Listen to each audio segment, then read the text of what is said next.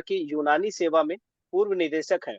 तहसील तशरीर उल बदन, जिसको एनाटॉमी भी बोलते हैं, उस विभाग में स्टेट तकमील उत्तिप कॉलेज एवं चिकित्सालय लखनऊ में प्रोफेसर हैं। वह विभागाध्यक्ष भी हैं। हमारी दूसरी जो होम्योपैथिक विशेषज्ञ हैं, वो डॉक्टर शिल्पा भल्ला जी। आप होम्योपैथिक चिकित्सक हैं। आपने दिल्ली से बीएचएमएस व अपोलो हॉस्पिटल से पीजी पीजी यानी पीपीएससी किया हुआ है। और हमारे जो तीसरे आयुर्वेदिक विशेषज्ञ हैं, वैद्य गौरव अवस्थी जी। आप बीएमएस एमडी हैं। आयुर्वेद आयुर्दीपिक आरंभ आयुर्दीपक आरंभ आयुर्वेद एवं पंचकर्म चिकित्सालय में आयुर्वेदिक चिकित्सक हैं, त्वचा विशेषज्ञ व मुख्य प्रशासनिक अधिकारी भी हैं, तथा द्रव्य गुण विभाग में असिस्टेंट प्रोफेसर भी हैं। आप सभी विशेषज्ञों का आज के सत्र में बहुत बहुत स्वागत है। सत्र को आगे बढ़ाने से पहले क्या डॉक्टर मल्होत्रा जी हमसे जुड़ चुके हैं? आशीष जी जुड़ गए हैं जी। तो मैं चाहूंगा कि डॉक्टर मल्होत्रा जी से इनसे निवेदन करूंगा कि आज के सत्र के बारे में कुछ दो शब्द कहें। डॉक्टर मल्होत्रा जी। धन्यवाद आशीष जी। बहुत खुशी है कि इस मौसम में त्वचा की देखभाल पर या स्किन केयर के ऊपर ये वेबिनार किया जा रहा है, जिसमें काफी तज्ञ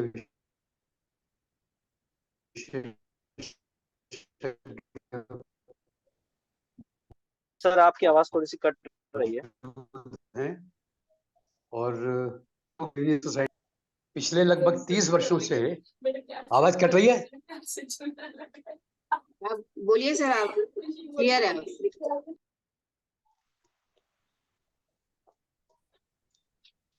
हाँ, अभी क्लियर है आवाज? हाँ है सर, आप बोलिए। हाँ, पिछले लगभग 30 वर्षों से जीवनी सोसाइटी विशेष करके पारंपरिक जो चिकित्सा है और लोक चिकित्सा पद्धतियां हैं, उनके प्रचार प्रसार में और उसके बारे में काफी काम करती रही हैं। काफी साहित्य भी हम लोगों ने बनाया है, आप सब जानते हैं उसके बारे में। और इस तरह के अलग अलग विषयों पर हम लोग नियमित वेबिनार भी करते रहे हैं। और उसमें हमने हमारे साथ जो गांव में कुछ लोग काम करते हैं, जो इन पद्धतियों पर आधारित जड़ी बूटियों के प्रयोग से घरेलू स्वास्थ्य समस्याओं का प्रबंधन कैसे कर सकते हैं, इस पर भी काम कई वर्षों से किया गया है और जिसके काफी आशातीत असर भी देखे गए हैं। उसका सर्वे के आधार पर किया गया है। तो ये उसी कड़ी में हम लोगों का कि आयुष से स्वास्थ्य कैसे हम लोग लाभ ले सकते हैं, इस पर काम जो करते हैं, उसकी कड़ी में ये कार्यक्रम है। और ये तज्ञ विशेषज्ञ हैं। आशा है आप सब इसका लाभ उठाएंगे और जो आपके प्रश्न होंगे उनका समाधान भी ये विशेषज्ञ करेंगे। धन्यवाद आशीष जी। आप बाकी का कार्यक्रम आगे मनीषा जी चालू रखिए। धन्यवाद। धन्यवाद डॉक्टर नरेंद्र मेहता। और आगे बढ़ते हुए उससे पहले हम सभी प्रतिभागियों से मेरा ये अनुरोध है कि द्वारा आपके जो भी सवाल होंगे, जो भी क्वेश्चन होंगे, उसको आप अपने पास में ही नोट डाउन कर लीजिए, या फिर आप अपने ये चैट बॉक्स में आप उसे टाइप कर सकते हैं, जिसपे हम सत्र के अंत में चर्चा करेंगे।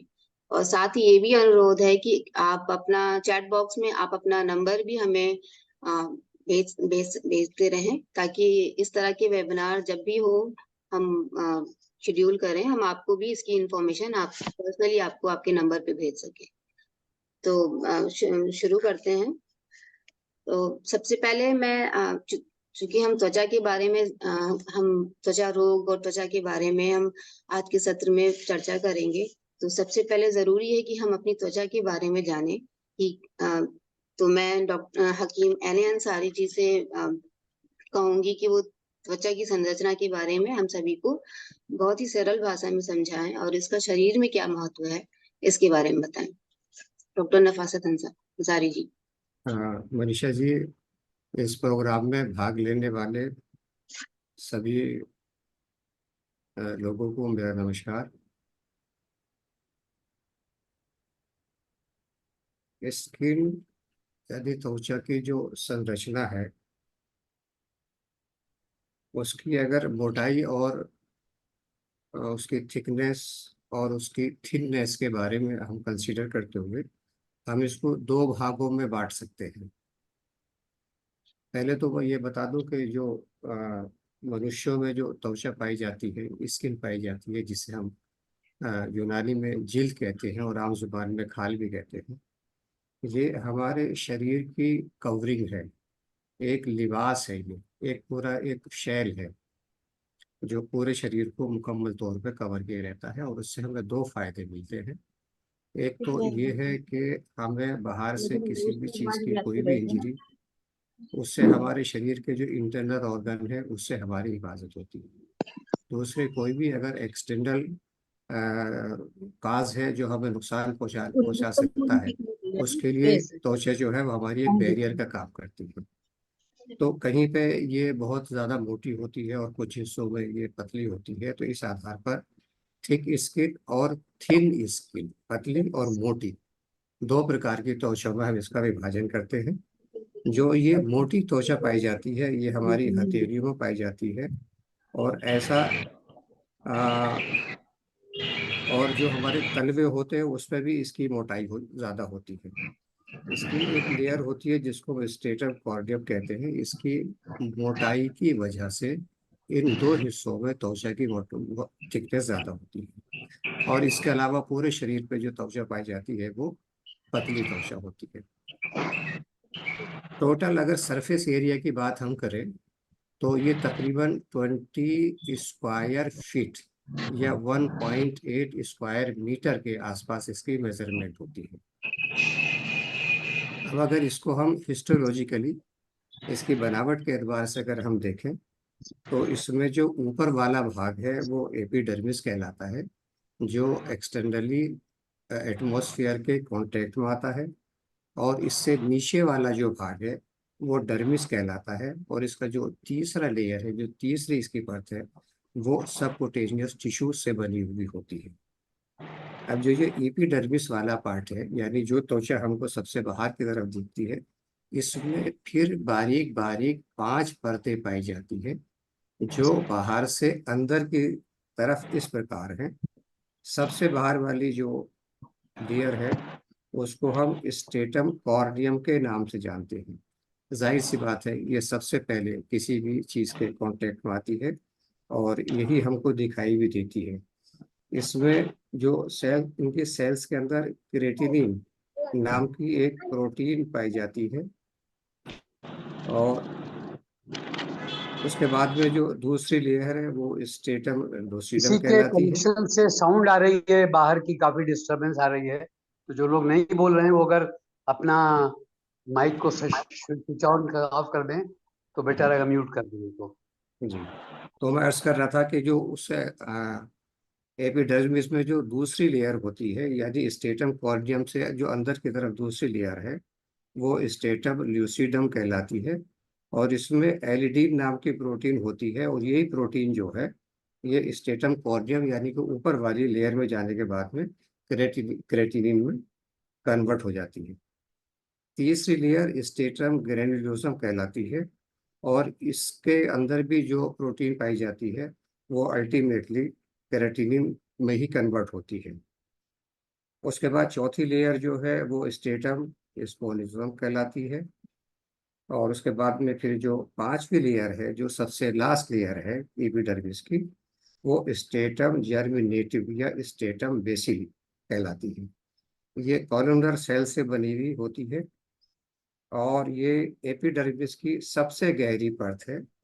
इसकी सेल जो है वो मुतबातिर कंटिन्यूसली एक माइटोटिक सेल डिवीजन के जरिए से और छोटी छोटी सेल में विभाजित होती रहती है, कोशिकाएं पैदा करती रहती है, जो ऊपर की परतों की तरफ माइग्रेट हो जाती है, और अल्टीमेटली ये कॉर्नियम स्ट्रेटम कॉर्नियम बनाती है, और वहीं से फिर जब इनकी लाइफ पूरी हो जाती है तो ये अंसारी कास्ट फॉर्म साहब, बनी रहती है। अंसारी साहब, जी जनाब। आपसे गुजारिश थी कि हाँ बताइए। इतने टेक्निकल डिटेल में जाने, वो तो बहुत अच्छी बात है क्योंकि आप स्टूडेंट्स को पढ़ाते भी हैं, हाँ तो ये आप पूरा हाँ विस्तार तो से, सर पर मैं ये इसको शॉर्ट में कर जनरल देता। पब्लिक के पॉइंट ऑफ व्यू से अगर आप इन अलग अलग लेयर्स का रोल क्या है, जैसे ऊपर वाली लेयर जो है वो बाहरी चीजों से बचाव करती है, हाँ बीच वाली लेयर क्या करती है, किस पे वो बाल होते हैं तो उसका क्या लाभ होता है, मतलब उसके यूटिलिटेरियन पॉइंट ऑफ व्यू से किस तरीके से वो शरीर को, जैसे आपने कहा खाल का काम एक कवच के रूप में करती है,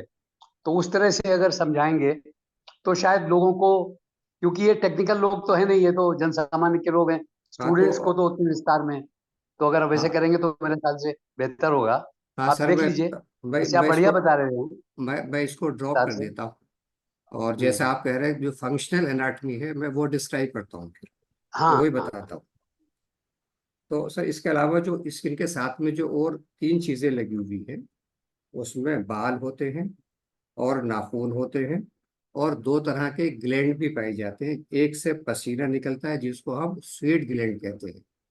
बरसात के दिनों में जब बाहर का टेम्परेचर ज्यादा होता है तो यही जो स्वेट ग्लैंड है, ये स्वेट के सेक्रेशन इसका बढ़ जाता है और इसी से पसीना आता है, जिसके जरिए से हमारा बदन कूल होता है, ठंडा होता है।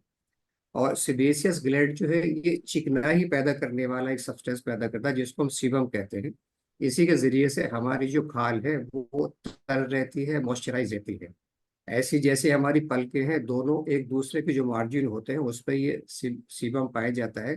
उसी की वजह से पलकें एक दूसरे की रगड़ से महफूज रहती है और चिपकती नहीं है। अब बालों के बारे में अगर आप बात करेंगे तो बात को इसकी कोई मकसद नहीं है। अच्छा, ये स्वीट ग्लैंड जो है सर, ये 2 तरह के होते हैं। एक तो ये पूरे शरीर पे पाए जाते हैं, और एक जो ग्लैंड होते हैं ये बगल में पाए जाते हैं, प्यूबिक एरिया में पाए जाते हैं, एल्वियोलोरा में पाए जाते हैं।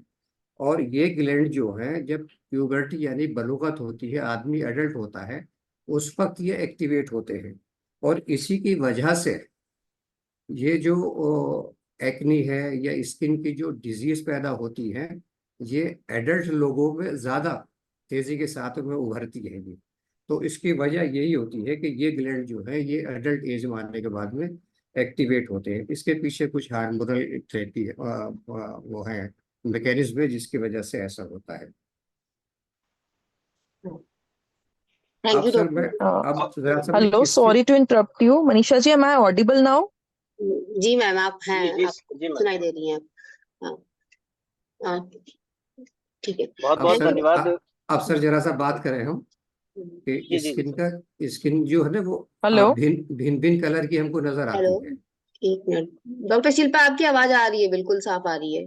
Okay hello. सर, आप जी बोलिए। सर। हाँ, मैं जी ये सर, बता रहा अंसारी था सर बोले। कि जो त्वचा है उसके कुछ रंग अलग अलग नजर आते हैं। तो ये जो कलर ऑफ स्किन है, इसका कारण क्या है? तो स्किन का जो कलर है वो बेसिकली एक इसके अंदर पिगमेंट पाया जाता है जिसको मेलेनिन कहते हैं। ये अमीनो एसिड से बनने वाला है। और जो एपिडर्मिस है उसकी जो सबसे अंदर वाली लेयर है उसमें मेलिनोसाइट्स नाम की सेल पाई जाती है। ये वहां से इसका प्रोडक्शन होता है। और यही वो पिगमेंट है जिसकी वजह से हम, जो सूरज में अल्ट्रा वायलेट रेज होती हैं उसके नुकसान से हम बचते हैं। लेकिन कभी कभी जब इसका प्रोडक्शन ज्यादा हो जाता है जैसे गर्मी के दिनों में, तो स्किन के ऊपर कुछ काले काले रंग के पैचेस भी पड़ जाते हैं। तो ये उसके बाद में सर्कुलेटरी स्टेटस की बात अगर हम करें, तो अगर खून का बहाव स्किन में कम है तो स्किन वाइटिश पेलर कलर की नजर आती है। इससे पता चलता है कि हमारी स्किन को खून कम मिल रहा है। और ये भी एक इंडिकेशन होता है, ये एक अलार्मिक साइन होता है कि जिन बीमारियों में वैसोकंस्ट्रिक्शन यानी कि खून की जो नालियां हैं वो सुखड़ जाती हैं, तो ऐसी हालत में हमारी जो त्वचा है वो वाइटिश पेलर कलर की नजर आती है। लेकिन अगर खून का प्रवाह ज्यादा है वैसोडाइलेटेशन की वजह से, तो रेडिश ह्यू यानी कि मूली के हेलो। रंगत की ये हमको नजर आती है। हेलो। जी हाँ, sorry doctor. Sir, sorry to interrupt you. Manisha ji, just to inform you कि मेरा जो प्रॉब्लम थी वो सॉल्व हो गई है, and I hope I am audible. तो जब भी आप बताएंगे जी जी हम बिल्कुल। लोग कंटिन्यू करेंगे। मैम थैंक यू आप, सो मच। हाँ ऑडिबल है, आप म्यूट कर लीजिए। ठीक है अच्छा, डॉक्टर। अगर सर, हीमोग्लोबिन की अगर doctor haemoglobin Ansari sir, sorry, 2 minute रुकेंगे आप। हम थोड़ा समस्याओं पे, त्वचा संबंधी समस्याओं पे धीरे धीरे आएंगे। तो मैं यहाँ डॉक्टर वैद्य गौरव अवस्थी जी से बुलाना चाहूंगी। वो चूंकि स्किन एक्सपर्ट भी हैं, तो थोड़ा सा प्रकाश वो भी डालें, या कुछ अंसारी सर से अलग अलग कुछ जोड़ना चाहें तो वो जोड़ें यहाँ पर। दुसरी सर करायची आप असेल तर म्यूट मग हैं। टिकून राहायला लागते थोडेसे दिवस लग्न होईवरती, सोडायला नाही जमत. सर आप बाहेर म्यूट जायला हैं। काही वैद्य त्रास होते ते जी, आजी. डॉक्टर गौरव आप म्यूट हो रहे हैं। दोघंही सारखेच. जी हेलो, आई एम ऑडिबल? जी काय जी। पेते तो पेते. आवाज आ रही मैम? हाँ सर, आप बोलिए। हाँ, थैंक यू मेरा सर, थैंक यू जीवनी की पूरी टीम को। अभी जो आप लोगों ने पूछा कि संरचना का क्या महत्व है त्वचा की, तो अगर आयुर्वेद के एस्पेक्ट में हम लोग देखेंगे तो जैसे सर ने सारी त्वचा की लेयर्स बताई हैं, ऐसे भी आयुर्वेद में 7 लेयर्स बताई गई हैं हमारी स्किन की। उसके तो उसको सर ने बहुत अच्छे से आपको डिटेल में बता दिया है। आयुर्वेद में जो एडिशनल इसके अलावा आपको मैं इंफॉर्मेशन दे सकता हूँ गौरव वो जी ये होती है। थोड़ा माइक जी को सर। पास में रखिए तो वॉल्यूम बढ़ाइए। Yes sir. हाँ ठीक है, आपकी आवाज आ आवाज रही है थोड़ी मेरी? कट रही थी। अब आ रही सर? बताते रहिए। हाँ सर। तो सर आयुर्वेद हाँ आ में रही है इसकी भी 7 आ रही लेयर्स, है। आयुर्वेद में 7 लेयर्स बताई गई हैं इसकी त्वचा की। तो वो सर ने बहुत अच्छे से एक्सप्लेन किया है, लगभग वैसे ही जैसे है, सेम ही है उसमें आयुर्वेद में और एलोपैथी में 7 लेयर्स स्किन की बताई गई हैं। जो आयुर्वेद में थोड़ा सा डिफरेंस बताया गया, जैसे ये त्वचा के रंग को लेके अलग अलग चीजें जो हैं, तो वहां पे प्रकृति का रोल आता है। आयुर्वेद में जो सप्तदेह प्रकृति बताई गई है कि वात पित्त कफ, इनके कॉम्बिनेशन से जो अलग अलग टाइप की प्रकृति इनका निर्माण होता है। तो उसमें जो वात प्रकृति के लोग होते हैं उनकी त्वचा नॉर्मली आपको दिखेगी कि थोड़ा सा डार्क कॉम्प्लेक्शन रहता है उनका। उसके अलावा उनकी स्किन काफी ड्राई होती है। उसके अलावा अगर आप देखेंगे जो पित्त प्रकृति वाले हैं उनका कॉम्प्लेक्शन काफी फेयर होता है, उनकी स्किन पे नॉर्मली आपको ये मस्से तिल वगैरह ज्यादा दिखेंगे, बहुत सेंसिटिव स्किन रहती है उन लोगों की। इसके अलावा जो कफ प्रकृति डोमिनेंट लोग होते हैं उनकी स्किन काफी लश्चरस होती है, काफी सॉफ्ट होती है, उनको जनरली स्किन की समस्याएं कम आती हैं दूसरों की अपेक्षा। तो इसके इस हिसाब से प्रकृति के अकॉर्डिंग अलग अलग त्वचाओं के भेद बताए गए हैं कि किसकी कैसी त्वचा होगी। तो ये मैं इतना ऐड करना चाहूंगा, बाकी सर ने काफी अच्छा एक्सप्लेन ही कर दिया है। बहुत बहुत धन्यवाद गौरव सर। Thank you. कुल मिला के हम सार ये कह सकते हैं कि त्वचा जो है हमें गर्मी सर्दी इत्यादि मौसम के जो प्रभाव है उनसे बचाती है। बाहर के जो यस सर। जीवाणुओं का संक्रमण है उससे बचाती है। ये हमारे ताप यस के सर। नियंत्रण में एक महत्वपूर्ण योगदान देती है। ये हमारे शरीर का रंग निर्धारण करती है। और ये जो सूरज से हमें विटामिन डी जो मिलता है उसको बनाने में भी शरीर में मदद करती है, जिससे हड्डियों के निर्माण में भाग लेने वाला जो कैल्शियम है उसके अवशोषण में मदद मिलती है। और यह हमें हमारे जो प्रकृति है उसके भी निर्धारण में मदद करती है।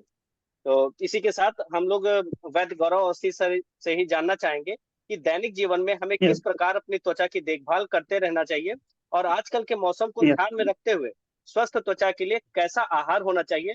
आइए जानते हैं Gaurav ji. Yes sir. Sir अभी जो मैंने आपको एक चीज ये बताई कि प्रकृति के अकॉर्डिंग हमारी स्किन के टाइप सबके अलग अलग हैं जो मैंने एक्सप्लेन किया, उसी के अकॉर्डिंग जब हम कोई भी अपनी अपनी त्वचा को स्वस्थ रखने के लिए कुछ करते हैं, या उसके अलावा कोई भी हमें स्किन की बीमारी होती है, तो हमें अपनी प्रकृति की अगर एनालिसिस करवाई हुई है आसपास के किसी वैद्य से आप करवा सकते हैं।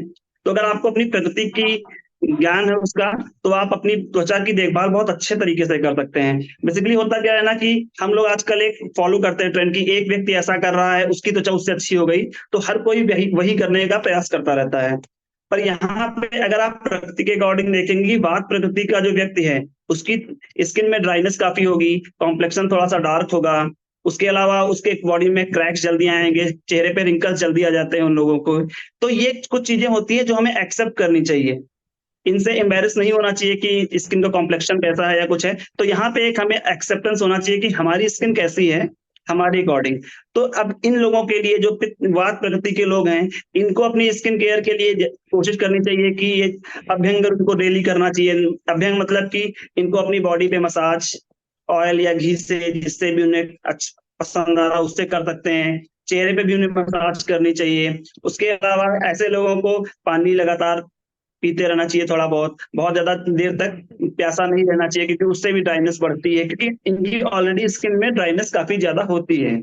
उसके अलावा अगर आप देखेंगे कि वात प्रकृति के लोगों को रात में देर तक जगना नहीं चाहिए, क्योंकि उससे भी उनकी स्किन पे जल्दी खराब होती है। तो इन चीजों का इन्हें थोड़ा बहुत ध्यान रखना चाहिए। बहुत ज्यादा हवा में या बाहर जाकर धूप में नहीं घूमना चाहिए, क्योंकि उससे भी ड्राइनेस उनकी स्किन की और बढ़ जाती है। इसी तरह से जो पित्त प्रकृति के लोग होते हैं, उनकी स्किन जो कि काफी फेयर कॉम्प्लेक्शन उनका होता है, उनकी स्किन पे नॉर्मली जो कि पित्त प्रकृति है और हमारी जो त्वचा है वो पित्त की मेन साइट होती है, तो उनके में जल्दी ही बहुत ही प्रोन होते हैं वो स्किन डिजीज को लेकर। तो उन लोगों को ये ध्यान रखना चाहिए कि हमें अपनी स्किन में ज्यादा सन के एक्सपोजर में नहीं जाना है। अभी गर्मियां आ रही हैं तो सनबर्न वगैरह उनमें बहुत प्रोन होते हैं, सनबर्न वगैरह के लिए वो लोग, तो उन्हें सनलाइट से ज्यादा बचना चाहिए। उसके अलावा उनकी स्किन बहुत ज्यादा सेंसिटिव होती है, इस वजह से उनको कोई भी कॉस्मेटिक्स वगैरह बहुत ध्यानपूर्वक यूज करना चाहिए, केमिकल्स वगैरह का यूज मिनिमम करना चाहिए अपनी स्किन पे।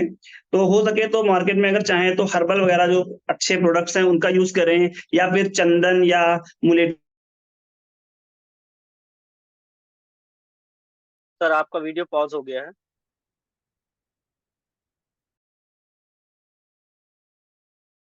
चलिए सर, अभी हमसे जुड़ते हैं, और उनका शायद नेटवर्क प्रॉब्लम हो गई है कुछ। तो सर, को कम से बहुत कम अच्छा। करें। जी जी जी सर, ये सर, आप पॉज हो गए थे, अभी ओ ठीक है, सॉरी। अभी आ रही है आप। हाँ, तो जो कप प्रकृति के लोग होते हैं उनको ध्यान रखना चाहिए कि वो बहुत ज्यादा ऑयल या घी का प्रयोग ना करें, क्योंकि ऑलरेडी उनकी स्किन में काफी ज्यादा ऑयलीनेस होती है। उसके अलावा अगर देखा जाए तो इन लोगों को ड्राई पाउडर्स ले लेने चाहिए और उससे अपनी बॉडी की मसाज करनी चाहिए। उसमें मुलेठी का पाउडर हो सकता है या खदीर का हो सकता है, काफी अलग अलग हर्बल पाउडर्स हैं जिनके अगर ये अपनी बॉडी की मसाज करेंगे तो इनकी स्किन डिजीजेस होने के चांसेस कम हो जाते हैं। और ये बात सर रही कि जब हम किसी भी अपने हेल्थ की बात करते हैं तो नॉर्मली हम लोग क्या करते हैं ना कि हमारे लिए क्या अच्छा है वो तो बहुत कुछ करना चाहते हैं, पर हम लोगों को कई बार ये पता ही नहीं चलता कि हम खराब क्या कर रहे हैं अपनी बॉडी के साथ। तो हमें प्रिवेंशन के लिए क्या नहीं करना ये भी पता होना चाहिए। अब नॉर्मली जैसे हम लोग आजकल देखते हैं कि हम लोग का कस्टम है कि चाय के साथ आप नमकीन बिस्किट वगैरह हम लोग नॉर्मली खाते रहते हैं। तो जो दूध है, मिल्क की बनी कोई भी चीज अगर है, उसके साथ अगर हम नमक की कोई चीज लेते हैं तो इसे आयुर्वेद में विरुद्ध आहार, इनकम्पैटिबल फूड कहते हैं।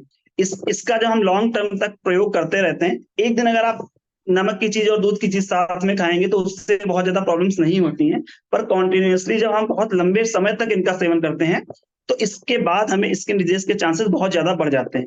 तो इसलिए आप लोग ध्यान रखिए कि अगर चाय पी रहे हैं या कुछ भी पी रहे हैं तो उसके साथ नमक की कोई चीज ना लें। चाय, कॉफी, मिल्क, डायरेक्टली जो मिल्क के प्रोडक्ट होते हैं, इसमें घी या दही या छाछ की बात नहीं हो रही है। इसके अलावा अगर आप देखें सॉरी, इसके अलावा अगर आप लोग देखेंगे कि आजकल स्मूदीज या मिल्क शेक वगैरह का बहुत ज्यादा कल्चर आ गया है, तो उनका भी ज्यादा उपयोग करते हैं तो वो भी दिक्कत करता है, क्योंकि वो भी विरुद्ध आहार की कैटेगरी में आता है। किसी भी फ्रूट का और मिल्क का कॉम्बिनेशन जो होता है वो विरुद्ध आहार होता है। तो हम लोगों को ध्यान रखना चाहिए कि हम ये स्मूदीज या मिल्क शेक वगैरह ना पिए, क्योंकि जनरली लोग गर्मियों में बहुत ज्यादा इसका इंटेक बढ़ा देते हैं। इसी तरह से दही का उपयोग कम से कम करना चाहिए हमें इस सीजन में, क्योंकि स्प्रिंग सीजन है और आयुर्वेद में क्लियरली लिखा हुआ है कि स्प्रिंग और आपका ऑटम और समर्स, इन 3 सीजन्स में हमें दही का इंटेक नहीं करना चाहिए, क्योंकि जनरली हम लोग समझते हैं कि दही ठंडा होता है इसलिए हम लोग गर्मियों में इसका सेवन करते हैं, पर एक्चुअली दही का जो पोटेंसी है वो गर्म होती है, उसकी वजह से भी बहुत सारी स्किन डिजीज क्रिएट होती हैं। इसके अलावा तिल की बहुत चीजें या गुड़ की बहुत चीजें अगर आप इंटेक करते हैं तो उसकी वजह से आपका बढ़ता है, तो उन चीजों को आप अवॉइड करिए। उसके बाद अगर आप देखेंगे तो लाइफस्टाइल में हम लोग आजकल एसी का बहुत ज्यादा यूज करते हैं। अभी जो कि गर्मियां बढ़ रही हैं धीरे धीरे, तो एसी का यूज बहुत ज्यादा करते हैं। अब एसी के साथ प्रॉब्लम ये होती है कि एसी हमारे आसपास हमारे जो एटमॉस्फेयर में ह्यूमिडिटी का लेवल होता है उसको काफी कम कर देती है। जनरली अगर 30 to 50% ह्यूमिडिटी का लेवल हमारे आसपास रहता है तो हमारी स्किन काफी कंफर्टेबल फील करती है उसमें और अच्छे से अब काम करती है।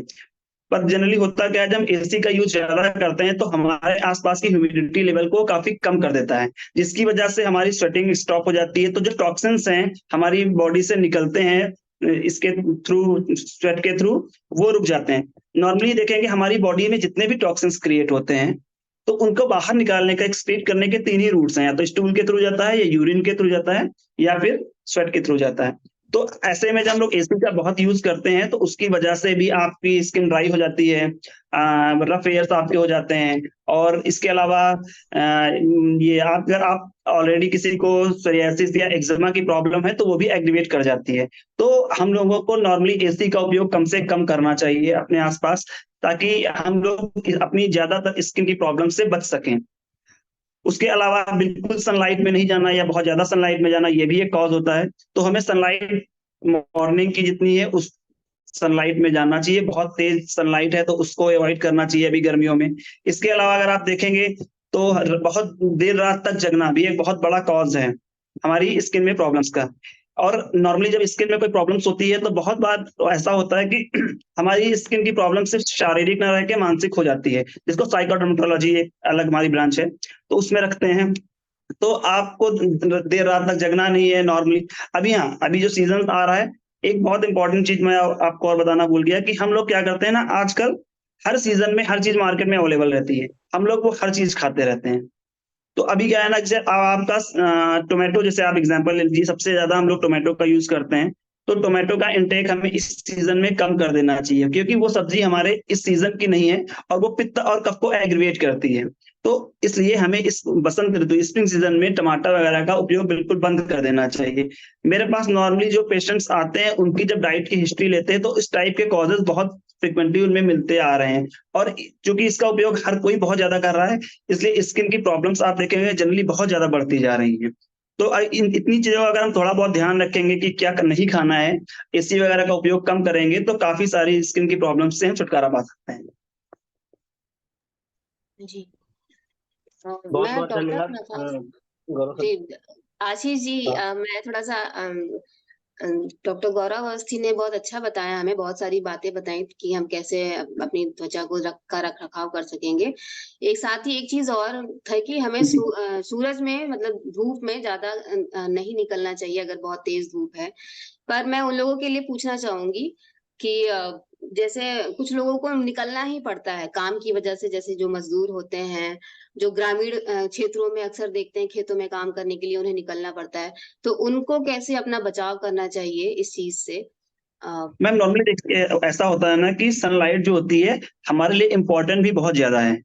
नॉर्मली अगर हम इसमें सनलाइट में बिल्कुल नहीं जाते हैं तो विटामिन डी की डिफिशियंसी होती है, जिसकी वजह से भी बहुत सारी ड्राई स्किन हो जाती है, सोरियासिस, एक्जिमा। विटामिन डी की डिफिशियंसी से भी होने वाली बीमारियां बहुत सारी हैं। तो इसकी वजह से हमें सनलाइट में तो जाना ही जाना है, ऐसा नहीं है कि हमें बिल्कुल अवॉइड करना है। पर नॉर्मली होता क्या है, जो पीक आवर्स होते हैं हमारी सनलाइट के, ये आपका सुबह 10 बजे से शाम के 4 बजे तक, इस टाइम पे अगर हम लोग अगर रिसर्च के उस पे देखें तो अगर 1 घंटे से ज्यादा हम लोग बाहर रहते हैं तो हमें सनबर्न वगैरह होने के चांसेस हमारे बढ़ जाते हैं।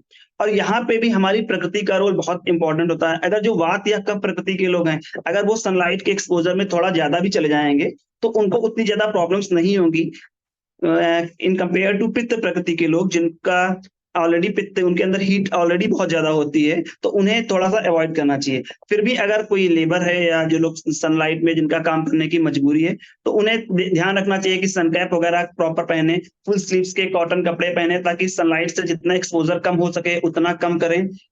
बहुत ज्यादा ऐसी चीजें ना खाएं जो पित्त को साथ में एग्रीवेट करती है, जैसे स्पाइसी फूड वगैरह वो मिनिमम खाएं, जितना कम से कम हो सकता है। ठंडी चीजों का सेवन ज्यादा करें। तो अगर वो इतना करेंगे उससे भी उनको काफी हेल्प मिलेगी। Okay ma'am. जी बहुत बहुत बिल्कुल। धन्यवाद सर। अ, बोला भी गया, आयुर्वेद में ये बोला भी गया है कि अभ्यंग आजरे नित्यम। तो अलग अलग प्रकृति के लोगों को उनके तेल का निर्धारण उन्हीं के हिसाब से करना चाहिए। और यस। खाने में जैसा कि सर ने बताया कि नमक, खट्टा और तीखा, इनका सेवन जो है स्किन समस्याओं को बढ़ावा देता है, तो उनको थोड़ा सा अवॉइड करना चाहिए या कम खाना चाहिए। और जैसा कि सर ने बताया कि दूध के साथ फलों का सेवन नहीं करना चाहिए, लेकिन आजकल जो एक और फल आने आने वाला है, जो आम। लेकिन आम में भी जो मीठा आम है उसको दूध के साथ आप सेवन कर सकते हैं, बाकी किसी भी फल को आप दूध के हाँ साथ सर, सेवन एक्चुअली नहीं कर वो थोड़ा कंट्रोवर्शियल क्रिएट हो जाता है, इसलिए मैंने बोला नहीं, क्योंकि नॉर्मली आम आते नहीं है, लोग चीनी डालकर मीठा करके पीते हैं, तो थोड़ा सा सकते। जी जी कंट्रोवर्सी जी, क्रिएट होती है, इसलिए मैंने उसका मेंशन नहीं किया यहाँ पे। बिल्कुल बिल्कुल सही सर। और दही यस को भी सर, जैसा कि सर ने बताया कि गर्मियों में चूंकि ये गर्म होता है, इसलिए इसका सेवन नहीं करना चाहिए। और पसीना जो है हमारे जो शरीर के क्षार है, यानी कि हमारे शरीर की जो भी गंदगी है उसको निकालता है, इसलिए उसको निकालने देना चाहिए। और उसको निकलने में हमको मदद करने वाली जितनी भी चीजें हैं उनको प्रेफर करना चाहिए। जैसे कि सर ने बताया कि पानी ज्यादा पीना चाहिए, इसी के ज्यादा सेवन नहीं करना चाहिए हम लोगों को। इसी के साथ मैं डॉक्टर शिल्पा जी से भी चाहूंगा कि वो भी इसमें कुछ ऐड करना चाहें यूनानी की दृष्टि से, क्या खाएं क्या ना खाएं, तो प्लीज ऐड करें। नमस्कार सभी को। सर बहुत ही यूजफुल जानकारी मिली है अभी, और ये उन्होंने सभी कुछ बताया है जो हमारी स्किन के लिए यूजफुल है, चाहे वो खाने से रिलेटेड हो, हमारे लाइफस्टाइल से रिलेटेड हो, हमें क्या पहनना चाहिए, सन में कितनी देर एक्सपोज रहना चाहिए, किसके साथ क्या चीज नहीं खानी चाहिए, सभी का उन्होंने बहुत डिटेल में बताया। सर एक चीज जो मैं अपनी तरफ से ऐड करना चाहती हूँ, और जो हम लोग अपने बहुत सारी स्किन की प्रॉब्लम्स के पेशेंट्स में हम लोग नोटिस करते हैं, एक प्रॉब्लम जैसे हम कहते हैं जो अभी तक हमने उसके बारे में डिस्कस नहीं करा, वो मैं ऐड करूंगी। उसे हम न्यूरोडर्मेटाइटिस कहते हैं। सर ये एक ऐसी कंडीशन होती है जिसमें क्रोनिक इचिंग और स्केलिंग शुरू हो जाती है नेक पे, रिस्ट पे, फोर आर्म्स पे, बॉडी के किसी भी एरिया पे। और वो तब होती है सर जब हमारी नर्व्स जो है बहुत ओवर रिएक्ट करती हैं। सर मैंने ये इसलिए बोला है क्योंकि ये इमोशनल प्लेन से रिलेटेड है। जब हमें बहुत ज्यादा स्ट्रेस, एंग्जाइटी या डिप्रेशन होता है, तब भी जो है हमारी स्किन रिएक्ट करती है, जो अभी तक शायद उस बारे में बात नहीं हो रही थी। तो माइंड बॉडी रिएक्शन के बारे में सर मैं बात करूंगी, क्योंकि मैंने भी जो बोलने का सोचा था वो सब कुछ डॉक्टर साहब ने जो है कवर करा है। तो एक चीज जो मैं ऐड करना चाह रही हूँ, that is mind body reaction. कि हमें कई बार बहुत प्रॉब्लमेटिक कंडीशंस देखने को मिलती हैं, जैसे न्यूरोडर्मेटाइटिस। इसमें हम लोग पेशेंट्स की हिस्ट्री लेते हैं तो स्किन की ऐसी ट्रबल होती है, और पीछे हिस्ट्री में हमें स्ट्रेस, एंग्जाइटी, डिप्रेशन के पेशेंट्स दिखते हैं। तो उसके लिए sir, along with all these precautions and all this management, घर का और जो बाहर का भी जो हमने मैनेजमेंट अभी सीखा है, तो मुझे ये लगता है कि हमें हमेशा माइंड को भी हेल्दी रखना है to keep our skin healthy. जिसमें सबसे पहले सर मॉर्निंग या इवनिंग में वॉक करने के लिए हमें जरूर एजुकेट करना चाहिए अपने पेशेंट्स को। दोनों समय ना हो सके तो एटलीस्ट दिन में एक बार। दूसरा जो है सर, सोशल इंटरेक्शन बहुत ज्यादा नीडेड है। सोशल इंटरेक्शन से मतलब है सर, अगर मैं अपने क्लिनिक में या हॉस्पिटल में बैठकर पेशेंट्स देख रही हूँ तो that is not my social interaction. Social interaction मतलब हमारे वो फ्रेंड्स, वो रिलेटिव्स जिनसे बातचीत करना, मिलना जुलना बहुत अच्छा लगता है, जो आजकल हम लोग देख रहे हैं अपने बिजी लाइफस्टाइल में कम होता जा रहा है। तीसरा सर, मेडिटेशन बहुत ज्यादा जरूरी है ऐसे पेशेंट्स में जहाँ पे हमें स्किन के पेशेंट्स मिलते हैं और पीछे हमें स्ट्रेस, एंग्जाइटी, डिप्रेशन दिखता है। वहां पर मन में बहुत बेचैनी यानी रेस्टलेसनेस बहुत देखने को मिलती है। तो इन दैट केस मेडिटेशन बहुत जरूरी है। मतलब 10-15 मिनट ध्यान पूजा पाठ या रामदेव जी को फॉलो करना, मतलब yoga, meditation in any form. और चौथी चीज सर, स्ट्रेस अगर है तो किसी भी चीज को लेकर तो आपस में बात करके जरूर कम करने की कोशिश करनी चाहिए। सर मैं दोबारा से रिपीट कर रही हूँ, नंबर 1 मॉर्निंग इवनिंग वॉक, दूसरा sir social interaction, third is meditation, and fourth is stress. क्योंकि मैं अभी दोबारा से वही रिपीट करूं जो अभी तक बात हुई थी, तो I just want to add this thing. जी बिल्कुल, बहुत बहुत ही अच्छा आपने जो है जोड़ा है कि स्ट्रेस भी जो है, क्योंकि आयुर्वेद में भी बोला गया है कि शारीरिक स्वास्थ्य और मानसिक स्वास्थ्य, दोनों स्वास्थ्य अगर स्वस्थ रहेंगे तभी जो है संपूर्ण स्वास्थ्य हम लोग अपने शरीर को दे पाएंगे। हाँ मनीषा जी। मैम, इसके अलावा और भी काफी एलिमेंट्स हैं जिनके बारे में हम बात कर सकते हैं, जो हमें बहुत कॉमनली देखने को मिलती हैं। जिसमें हमारा आ जाता है एक्ने यानी पिंपल्स, जिसे हम अपनी लेमन्स लैंग्वेज में बोलते हैं। देन डर्मेटाइटिस, बहुत सारी तरीके के बहुत पेशेंट्स आते हैं, उसमें भी हमारी मैनेजमेंट बहुत नीडेड होती है। फंगल जी इन्फेक्शन है, उसमें भी बहुत मैनेजमेंट नीडेड है। मतलब दवाइयां हम चाहे हम आयुर्वेदिक दें, हम होम्योपैथिक दें या एलोपैथिक दें, मैनेजमेंट मुझे लगता है सबकी सेम रहती है, और हम सेम तरीके से ही अपने पेशेंट्स को, अपने मरीजों को एजुकेट करना चाहते हैं। तो अगला पॉइंट भी हमारा यही है डॉक्टर शिल्पा, जिसमें यस। हम जानना चाहेंगे, आप ही से शुरुआत करेंगे कि हाँ चेहरे जी, और शरीर के अलग अलग भागों में जो होने वाली जो समस्याएं हैं, जैसे मुहासे अभी आपने बताया, झाइयां भी हैं उसमें हाँ आती जी, हैं। हाँ जी। और ये बहुत ही कॉमन है, दाग धब्बे हैं किसी प्रकार के, तिल है, मस्से हैं। तो उनके रोकथाम के लिए क्या करना चाहिए, क्या घरेलू स्तर पर, मतलब घर पे रहते हुए क्या हम इसका उपाय कर सकते हैं, या कब हमें इसके लिए डॉक्टर के पास जाना चाहिए? बिल्कुल। और ये समस्या हमने अक्सर देखा है कि जब हम टीनेज में होते हैं उस वक्त बिल्कुल। ज्यादा होती है, किशोरावस्था में। तो हाँ थोड़ा जी। उसके बारे में बताइए। मनीषा जी, हम लोगों ने हमेशा ही देखा है, हम लोग अपने क्लिनिक्स में देखते हैं, क्लिनिक्स में नहीं तो घर में, अपने बच्चों में, बड़ों में भी, एक्ने वल्गारिस और एक्ने सिम्प्लेक्स कहते हैं, जिसे हम अपनी लेमन्स लैंग्वेज में पिंपल्स या मुहासे भी कहते हैं। तो बहुत से पेशेंट्स आते हैं इस प्रॉब्लम के साथ। मैम अगर हम ये देखें तो ना यूजुअली ये दो प्रॉब्लम्स की वजह से हमारे सामने होती है, दो नहीं इनफैक्ट तीन। सबसे पहले तो जैसे आपने बोला टीनेजर्स, यानी 13 साल से लेकर 21 साल तक के बच्चे हमारे पास जरूर आते हैं, हम लोग आसपास भी देखते हैं। दूसरा जो है थोड़ा सा अगर हम इससे बड़ी एज में देखते हैं तो हमेशा उसका एक कारण होता है, वो होता है हार्मोनल चेंजेस। तीसरा जो कारण हमारा आ जाता है वो फिर मैं वही कहूंगी, स्ट्रेस भी कहीं ना कहीं फैक्टर रहता है जो इसका एक मेन कॉज है। और अगर हम कॉज को ट्रीट करते हैं तो मुझे लगता है कि हम बहुत अच्छे रिजल्ट्स हमारे पास आते हैं अलॉन्ग विद आवर मैनेजमेंट, जैसे भी अभी आशीष जी ने और हमारे डॉक्टर साहब ने बताया है। तो सबसे पहला जो कॉज है, मैंने आपको बोला टीन एज इसलिए क्योंकि इसमें सेबिशियस ग्लैंड्स बहुत एक्टिव होते हैं। हमारे जो स्किन के ग्लैंड्स होते हैं वो बहुत ज्यादा एक्टिव होते हैं, थोड़ा सा भी डस्ट से एक्सपोजर होता है तो वो पिंपल्स का रूप ले लेते हैं, मुंह से निकल कर आ जाते हैं। और बच्चे बहुत ज्यादा इस चीज को लेकर बच्चे क्या उनके पेरेंट्स भी बहुत ज्यादा वरिड रहते हैं। तो जैसे मैंने बोला कि स्किन का एक्सपोजर अगर डस्ट से बहुत ज्यादा है तो दिक्कत हो जाती है, तो उसमें डूज और डोंट्स फिर उसी चीज पे आ जाता है कि हमें अपनी त्वचा को साफ रखना है। दिन में 2 बार प्लेन वाटर से जरूर साफ करना है। बहुत ज्यादा ड्राइनेस नहीं होनी चाहिए, जैसे हम पहले भी बात कर चुके हैं। पानी का इंटेक बहुत अच्छा होना चाहिए, फ्लूइड इंटेक बहुत ज्यादा होना चाहिए। दूसरा, हम लोग आजकल बच्चों में देख रहे हैं बहुत हेवी मेकअप भी यूज कर लेते हैं, उसको अवॉइड करना चाहिए। पॉप नहीं करना चाहिए पिंपल्स को, यानी छेड़ना नहीं चाहिए। फास्ट फूड आइटम्स अवॉइड करने चाहिए। और अगर हम जान पाते हैं कि कौन से खाने से या कौन सी चीज से हमारी स्किन सेंसिटिव है तो try and avoid that also. दूसरा जो है, कुछ फ्रूट्स हैं जो बहुत हेल्पफुल रहते हैं, जिन्हें हम अपनी मेडिकल लैंग्वेज में लो ग्लाइसेमिक फूड्स कहते हैं, जो इजीली अवेलेबल हैं। बहुत कुछ मैं महंगा नहीं बताऊंगी, जैसे हमारा जो है केला है, संतरा है, ये चीजें हैं। देन हमारे जो वेजिटेबल्स हैं, जैसे हमारी कुकुम्बर यानी हमारा खीरा और गाजर, ये भी हमारी स्किन के लिए बहुत अच्छे हैं, वो जरूर करना है। देन अल्कोहल का इंटेक बिल्कुल अवॉइड करना चाहिए। फ्रेग्रेंसेस बहुत ज्यादा, मतलब बहुत ज्यादा सेंट परफ्यूम्स वगैरह लगाने से भी हम लोग देखते हैं कई बार एक्ने की प्रॉब्लम हो जाती है। तो मैम ये तो हो गया हार्मोनल सॉरी जो टीनेज प्रॉब्लम, इस एज में हमें क्या करना चाहिए और क्या अवॉइड करना चाहिए। दूसरा जो है मैम, हम लोग कई बार हमारे पास 25 साल 30 साल 35 साल के भी लोग आते हैं जिन्हें बहुत ज्यादा पिंपल्स की प्रॉब्लम होती है। उसमें हम ये नहीं कह सकते कि अब आपके सेबिशियस ग्लैंड्स एक्टिव हैं। इन केसेस में यूजुअली हम लोग हार्मोनल चेंजेस देखते हैं, तो उसके लिए हमें थायराइड देन अल्ट्रासाउंड कराना चाहिए जिसमें पीसीओडी की प्रॉब्लम होती है, फिर उसको अकॉर्डिंगली ट्रीट करना चाहिए और अपने वेट को मेंटेन करना चाहिए। जहां हम उस चीज को मेंटेन करेंगे, हमारे स्किन पे ये जो एक्ने की प्रॉब्लम है, यानी हम कॉज को ट्रीट कर रहे हैं, तो ये बेटर हो जाता है। तीसरी जो चीज है स्ट्रेस, उसके बारे में मैम पे मैं पहले ही बात कर चुकी हूँ, उसको मैनेज करना भी अपने आप में बहुत जरूरी है। ये तो हो गया मैम मुहासो या एक्ने को लेकर। देन सेकेंड चीज है हमारे फंगल इन्फेक्शन, देन डर्मेटाइटिस, और उनके बारे में हम बात कर सकते हैं। अगर कोई भी कुछ और ऐड करना चाहता है तो प्लीज करेक्ट मी और ऐड मी। जी बिल्कुल, मैं डॉक्टर नफासत अंसारी जी से चाहूंगी कि आप थोड़ा सा इसमें और कुछ ऐड करना चाहें। डॉक्टर अंसारी।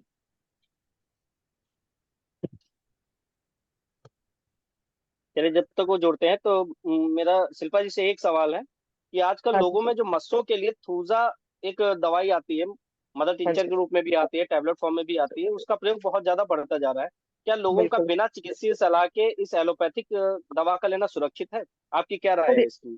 हाँ sir, I am homeopathic doctor और होम्योपैथिक मेडिसिन है थूजा, हम लोग कई पोटेंसीज में यूज करते हैं, और लिक्विड जैसे आपने बोला उसके लिए भी वो भी हम यूज करते हैं। लेकिन फिर सर वही बात आ जाती है कि अगर कोई भी मेडिकल प्रॉब्लम है, देखिए सर ये जितनी भी हम स्किन की बात कर रहे हैं, सबसे बड़ी बात ये है कि ये कोई कॉस्मेटिक प्रॉब्लम नहीं है, ये it is a medical problem. Oral medication सही होना along with all this management बहुत जरूरी है। तो प्रॉपर मेडिकल प्रॉब्लम है तो मेडिसिन नीडेड है, और medicine sir without medical prescription नहीं होनी चाहिए। सबसे पहले तो ये चीज मैं ऐड करूंगी। वैसे थूजा अपने आप में बहुत अच्छी मेडिसिन है, बट पिंपल्स के लिए हम लोग यूजुअली नहीं यूज करते। हम लोग साइकोटिक ग्रोथ्स के लिए यूज करते हैं, जैसे हम वॉट्स कॉन्स ये देखते हैं तो उनके लिए बहुत अच्छे रिजल्ट्स हैं। लेकिन फिर भी मैं ये कहूंगी कि विदाउट मेडिकल प्रिस्क्रिप्शन तो अपने आप से ना यूज करें। बिल्कुल बिल्कुल बिल्कुल सही, बिल्कुल हाँ सही। जी। अ, तो इसी जी के साथ मैं डॉक्टर आगे अंसारी सर से बात। नफासत, हाँ, जी बोलिए आज जी। अंसारी सर जुड़े हुए हैं क्या? अंसारी सर आप म्यूट हैं। Sir till the time Ansari sir नहीं है सर, मैं एक छोटी सी चीज और ऐड कर देती हूँ। जी बिल्कुल बिल्कुल बिल्कुल। हाँ जी। मैं सर जरा हम सा लोग एक तो बताना चाहूंगा कि हमारे दोनों एक्सपर्ट्स ने हाँ जी। अभी तक जो स्किन केयर के बारे में चीजें बताई हैं, तो मैं उसको समराइज कर दूं। स्किन को हेल्दी रखने के लिए एक तो यह है कि स्किन की अपनी कुछ लोकल प्रॉब्लम्स होती है जिसकी वजह से बीमारियां पैदा हो जाती हैं, और दूसरे ये भी है कि जो हमारे इंटरनल ऑर्गन्स है उसकी बीमारियों के लक्षण भी स्किन पर आते हैं। तो इन दोनों चीज़ों को सामने रखते हुए ही स्किन पे जो बीमारियां हमें जाहिर हो रही है हमें उसका इलाज करना चाहिए। अच्छा, एज ए होल कुल मिला के स्किन को हेल्दी रखने के लिए या बीमारियों का इलाज करने के लिए ये तकरीबन 10-12 पॉइंट्स ऐसे हैं जो हर किसी बीमारी में हमको इनको कंसीडर करना ही करना है।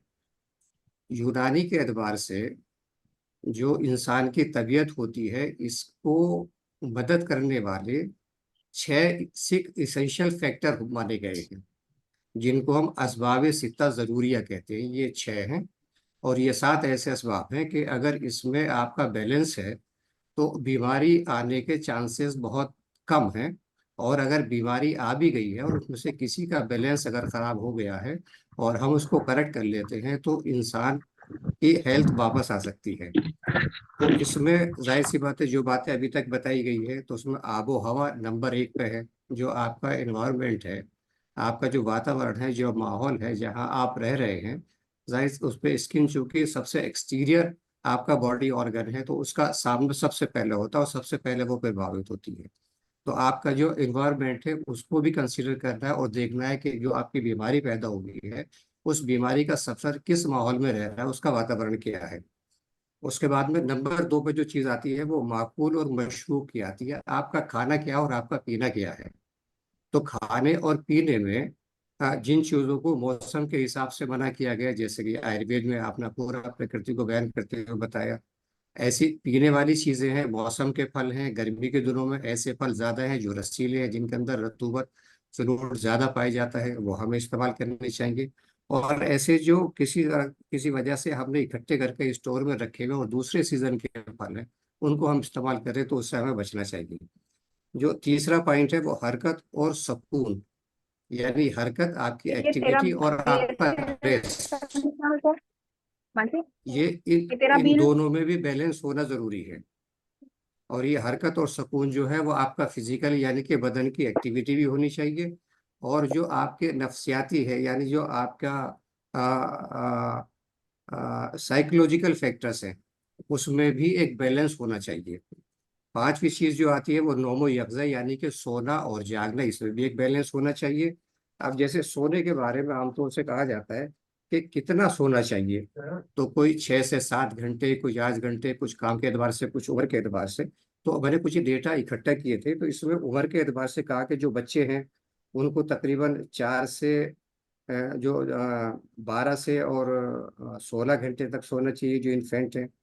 जो प्री स्कूल के बच्चे हैं उनको 11 से 14 घंटे सोना चाहिए, और जो स्कूल गोइंग बच्चे हैं उनको 10 से 13 घंटे सोना चाहिए। उसके बाद में जो टीनेजर है उनको 9 से 12 घंटे सोना चाहिए, और जो 13 से 18 है उनको 8 से 10 घंटे तक सोना चाहिए। और जो अडल्ट है उनको 18 से यानी कि जो 18 से और 60 साल की ज़्यादा की उम्र के उनको 7 घंटे या उससे ज़्यादा सोना चाहिए। अब ये सोने के साथ में क्वालिटी ऑफ नींद जो है, स्लीप है, वो भी ज़रूरी है। तो मैंने ये बताया था ये सोने और जागने के बारे में। और जो लास्ट वन है वो आता है इस्तफराग वो एहतबास, यानी कि रिटेंशन और इवैक्यूएशन। जो चीज़ें शरीर के लिए हानिकारक हैं, वेस्ट प्रोडक्ट हैं, वो शरीर से बाहर निकल रही हैं या नहीं निकल रही हैं, इस पर विचार करना चाहिए इलाज करने के साथ साथ।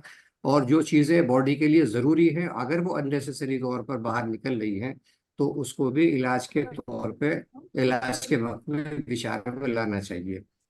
तो अब ये हुआ कि स्किन केयर में सबसे पहले नंबर 1 तो आपने स्लीप के बारे में बात की थी कि आपको सोना चाहिए। अच्छा, ना सोने से क्या नुकसान होता है, तो स्लीप का जो मेन काम है ये हेल्प उन प्रोसेस को करती है जिससे न्यू इंफॉर्मेशंस और आपकी मेमोरी फॉर्म होती है। सोने के बाद में ये दोनों सेंटर जो आपके चार्ज हो जाते हैं, जो नई नई जानकारियां हैं उनको हासिल करने की कैपेबिलिटी आपकी बढ़ती है, और जो चीज़ें आपने जानकारी में अपनी ली हैं वो आपकी मेमोरी में महफूज होती है। अगर ये किसी की नींद डिस्टर्ब हो रही है तो ये आप महसूस करोगे कि उसको स्टेज ऑफ कंफ्यूजन, उसको शॉर्ट टर्म मेमोरी, चीज़ों को भूलना, और एक ऐसा कंफ्यूजन होता है कि मुझे क्या याद है क्या नहीं है, वो इस तरह की दुश्वारियों का सामना करता है। अच्छा, स्टे हेल्दी। उसके बाद में क्या है, री एनर्जेटिक करती है आपको। सोने के बाद में जब आप उठते हैं तो आप बिल्कुल तरोताजा होते हैं। इफेक्ट क्या आता है, अगर आप नहीं सो रहे हैं तो आपकी परफॉर्मेंस वीक हो जाती है, नंबर एक। तो आपकी वर्किंग ही सामने नहीं आती है, डलनेस बनी रहती है आपकी, तो परफॉर्मेंस सफर करती है। इसके लिए सोना जरूरी है। आपका मूड बड़ा अनसेट अपसेट रहना शुरू कर हो जाता है। छोटी छोटी बातों में आप या तो गुस्सा करने लगते हैं या आप डिप्रेशन के शिकार हो जाते हैं। अब कुछ भी करने का आपका मन नहीं करा, अल्टीमेटली आपकी हेल्थ खराब हो जाती है। तो सोना है। उसके बाद में हेल्दी फूड के बारे में आपने बता दिया है, और प्रोटेक्ट फ्रॉम दी सन, जो आपकी अल्ट्रावायलेट रेज हैं उसमें बताना है। और उसके बारे में आपने बड़ी अच्छी बात की कही थी चलिए कि जो चलिए। पीक आवर्स हैं उसमें 10 से लेकर 4 बजे हमें इसके उसमें नहीं जाना है। और ये था कि सन ग्लास का इस्तेमाल भी करना चाहिए, जूते भी ठीक अच्छे तरह के इस्तेमाल करने चाहिए।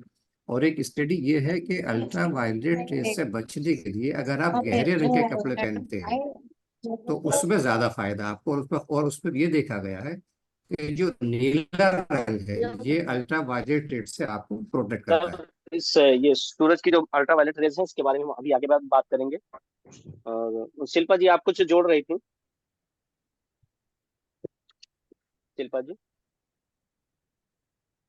हाँ जी सर।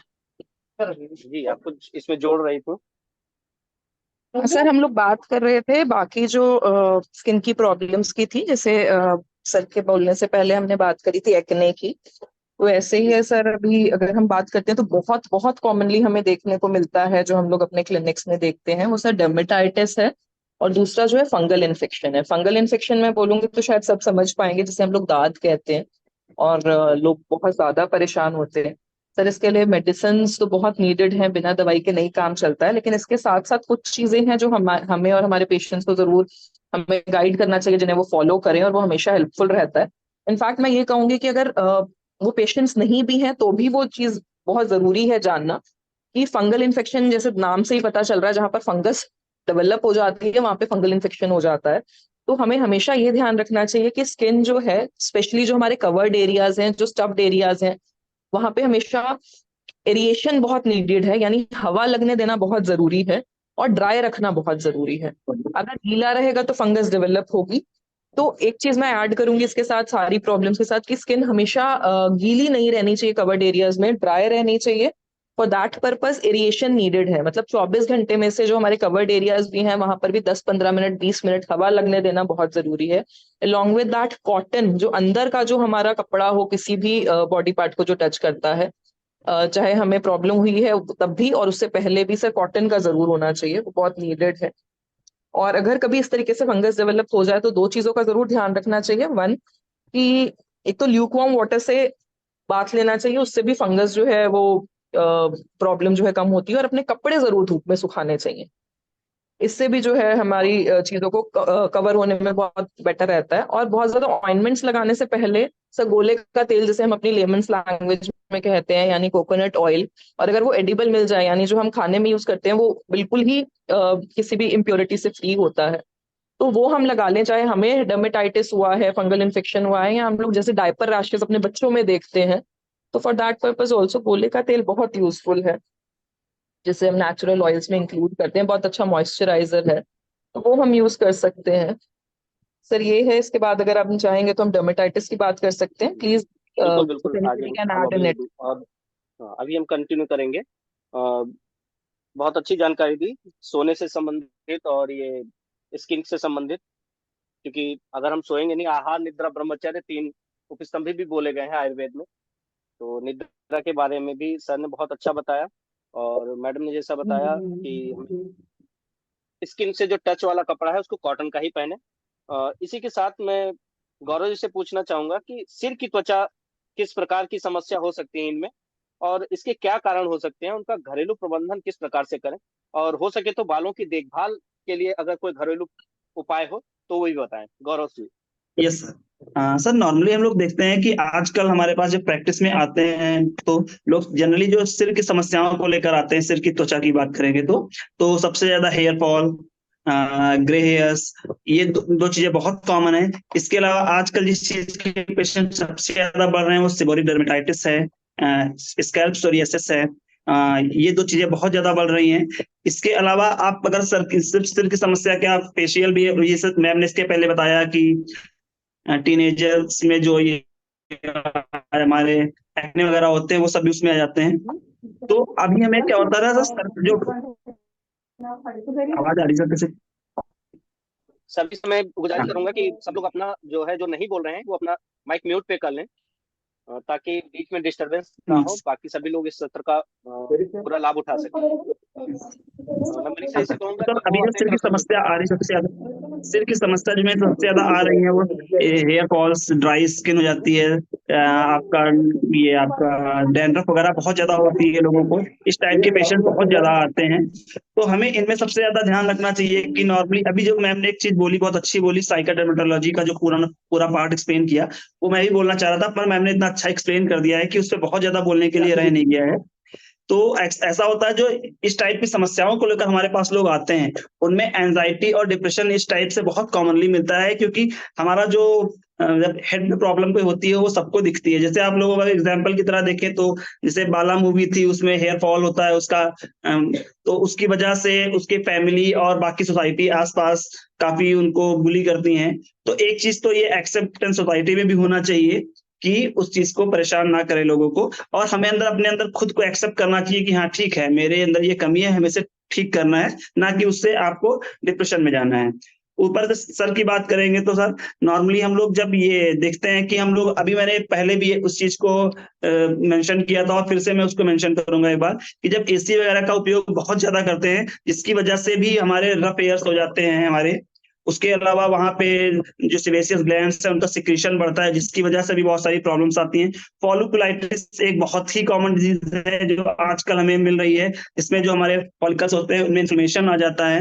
तो इस टाइप की समस्याएं बहुत ज्यादा बढ़ रही हैं, और इसका कॉज अगर देखे जाए तो हम लोगों की जो डाइट ही है, सबसे बड़ा रीजन हमारे लाइफ स्टाइल ही है वहां पे। क्योंकि हम लोग जो खाना खाते हैं, चीज बर्गर वगैरह जो आजकल लोग ज्यादा यूज करते हैं, जिसकी वजह से हमारे, अगर आयुर्वेद के दृष्टिकोण से मैं आपको समझाऊंगा तो हमारे जो बालों में जहां से न्यूट्रिशन आता है, तो वात और कफ, ये दो दोष होते हैं जो वहां पे एक्यूमुलेट हो जाते हैं और न्यूट्रिशन को आगे पहुंचने ही नहीं देते हैं, ताकि हमारे बालों तक या हमारे हेड की जो स्किन है वहां तक प्रॉपर न्यूट्रिशन पहुंचे।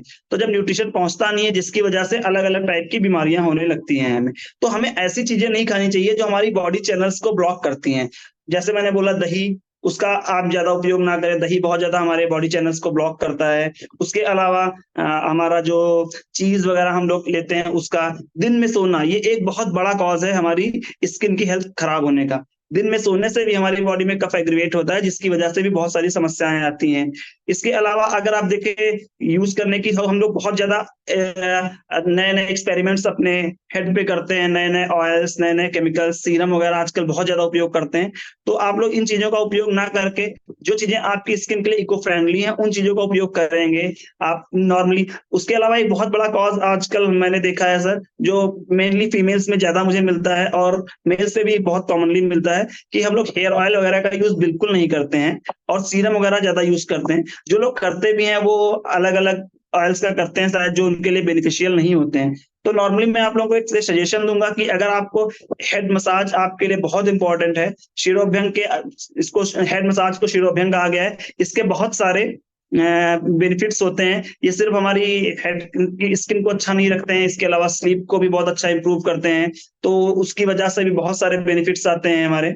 तो इन चीजों को हमें करना चाहिए कि हेड की मसाज में डेली नहीं, एटलीस्ट वीक में 1 या 2 बार तेल से अच्छे से करनी चाहिए। रूटीनली हमें ऑयल लगाना चाहिए अपने बालों में, जो आजकल यूथ बिल्कुल नहीं लगा रहे हैं। उसके अलावा डाइट में हमें नॉर्मली ये अच्छा खाने का, ये सीजनल डाइट वगैरह लेनी चाहिए।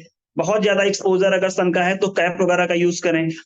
आजकल मैं देख रहा हूँ बहुत सारे पेशेंट्स ऐसे भी आते हैं जैसे जो बाइक वगैरह ज्यादा चलाते हैं, वो हेलमेट का यूज करते हैं, जिसकी वजह से बहुत ज्यादा उनकी सर में पसीना जो आता है वो जम जाता है, जिसकी वजह से। तो ऐसे लोग कोशिश करें कि अंदर कॉटन वगैरह का कुछ स्कार्फ वगैरह यूज करें, उसको ऊपर से हेलमेट का यूज करें, और जब भी टाइम मिले तो रेगुलरली हेयर वॉश करते रहें। वहां पे बहुत ज्यादा पसीना वगैरह वहां पे कलेक्ट ना हो, उसकी वजह से भी बहुत सारी प्रॉब्लम्स आती हैं।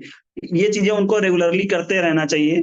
उसके अलावा अगर किसी को बहुत दिक्कतें होती हैं, मान लीजिए किसी को समस्या हो गई है, तो उसके लिए उन्हें ट्रीटमेंट लेना चाहिए। और घरेलू नुस्खे बहुत ज्यादा मैं आपको नहीं बताऊंगा, पर हाँ बेसिकली अगर देखें तो कभी कभी उन्हें, हाँ एक इंपॉर्टेंट चीज मैं भूल गया बताना आप लोगों को, कि आजकल नॉर्मली जब हम लोग, अभी विंटर्स का सीजन था तब ये ज्यादा होता है कि हम लोग गुनगुने पानी से नहाते हैं।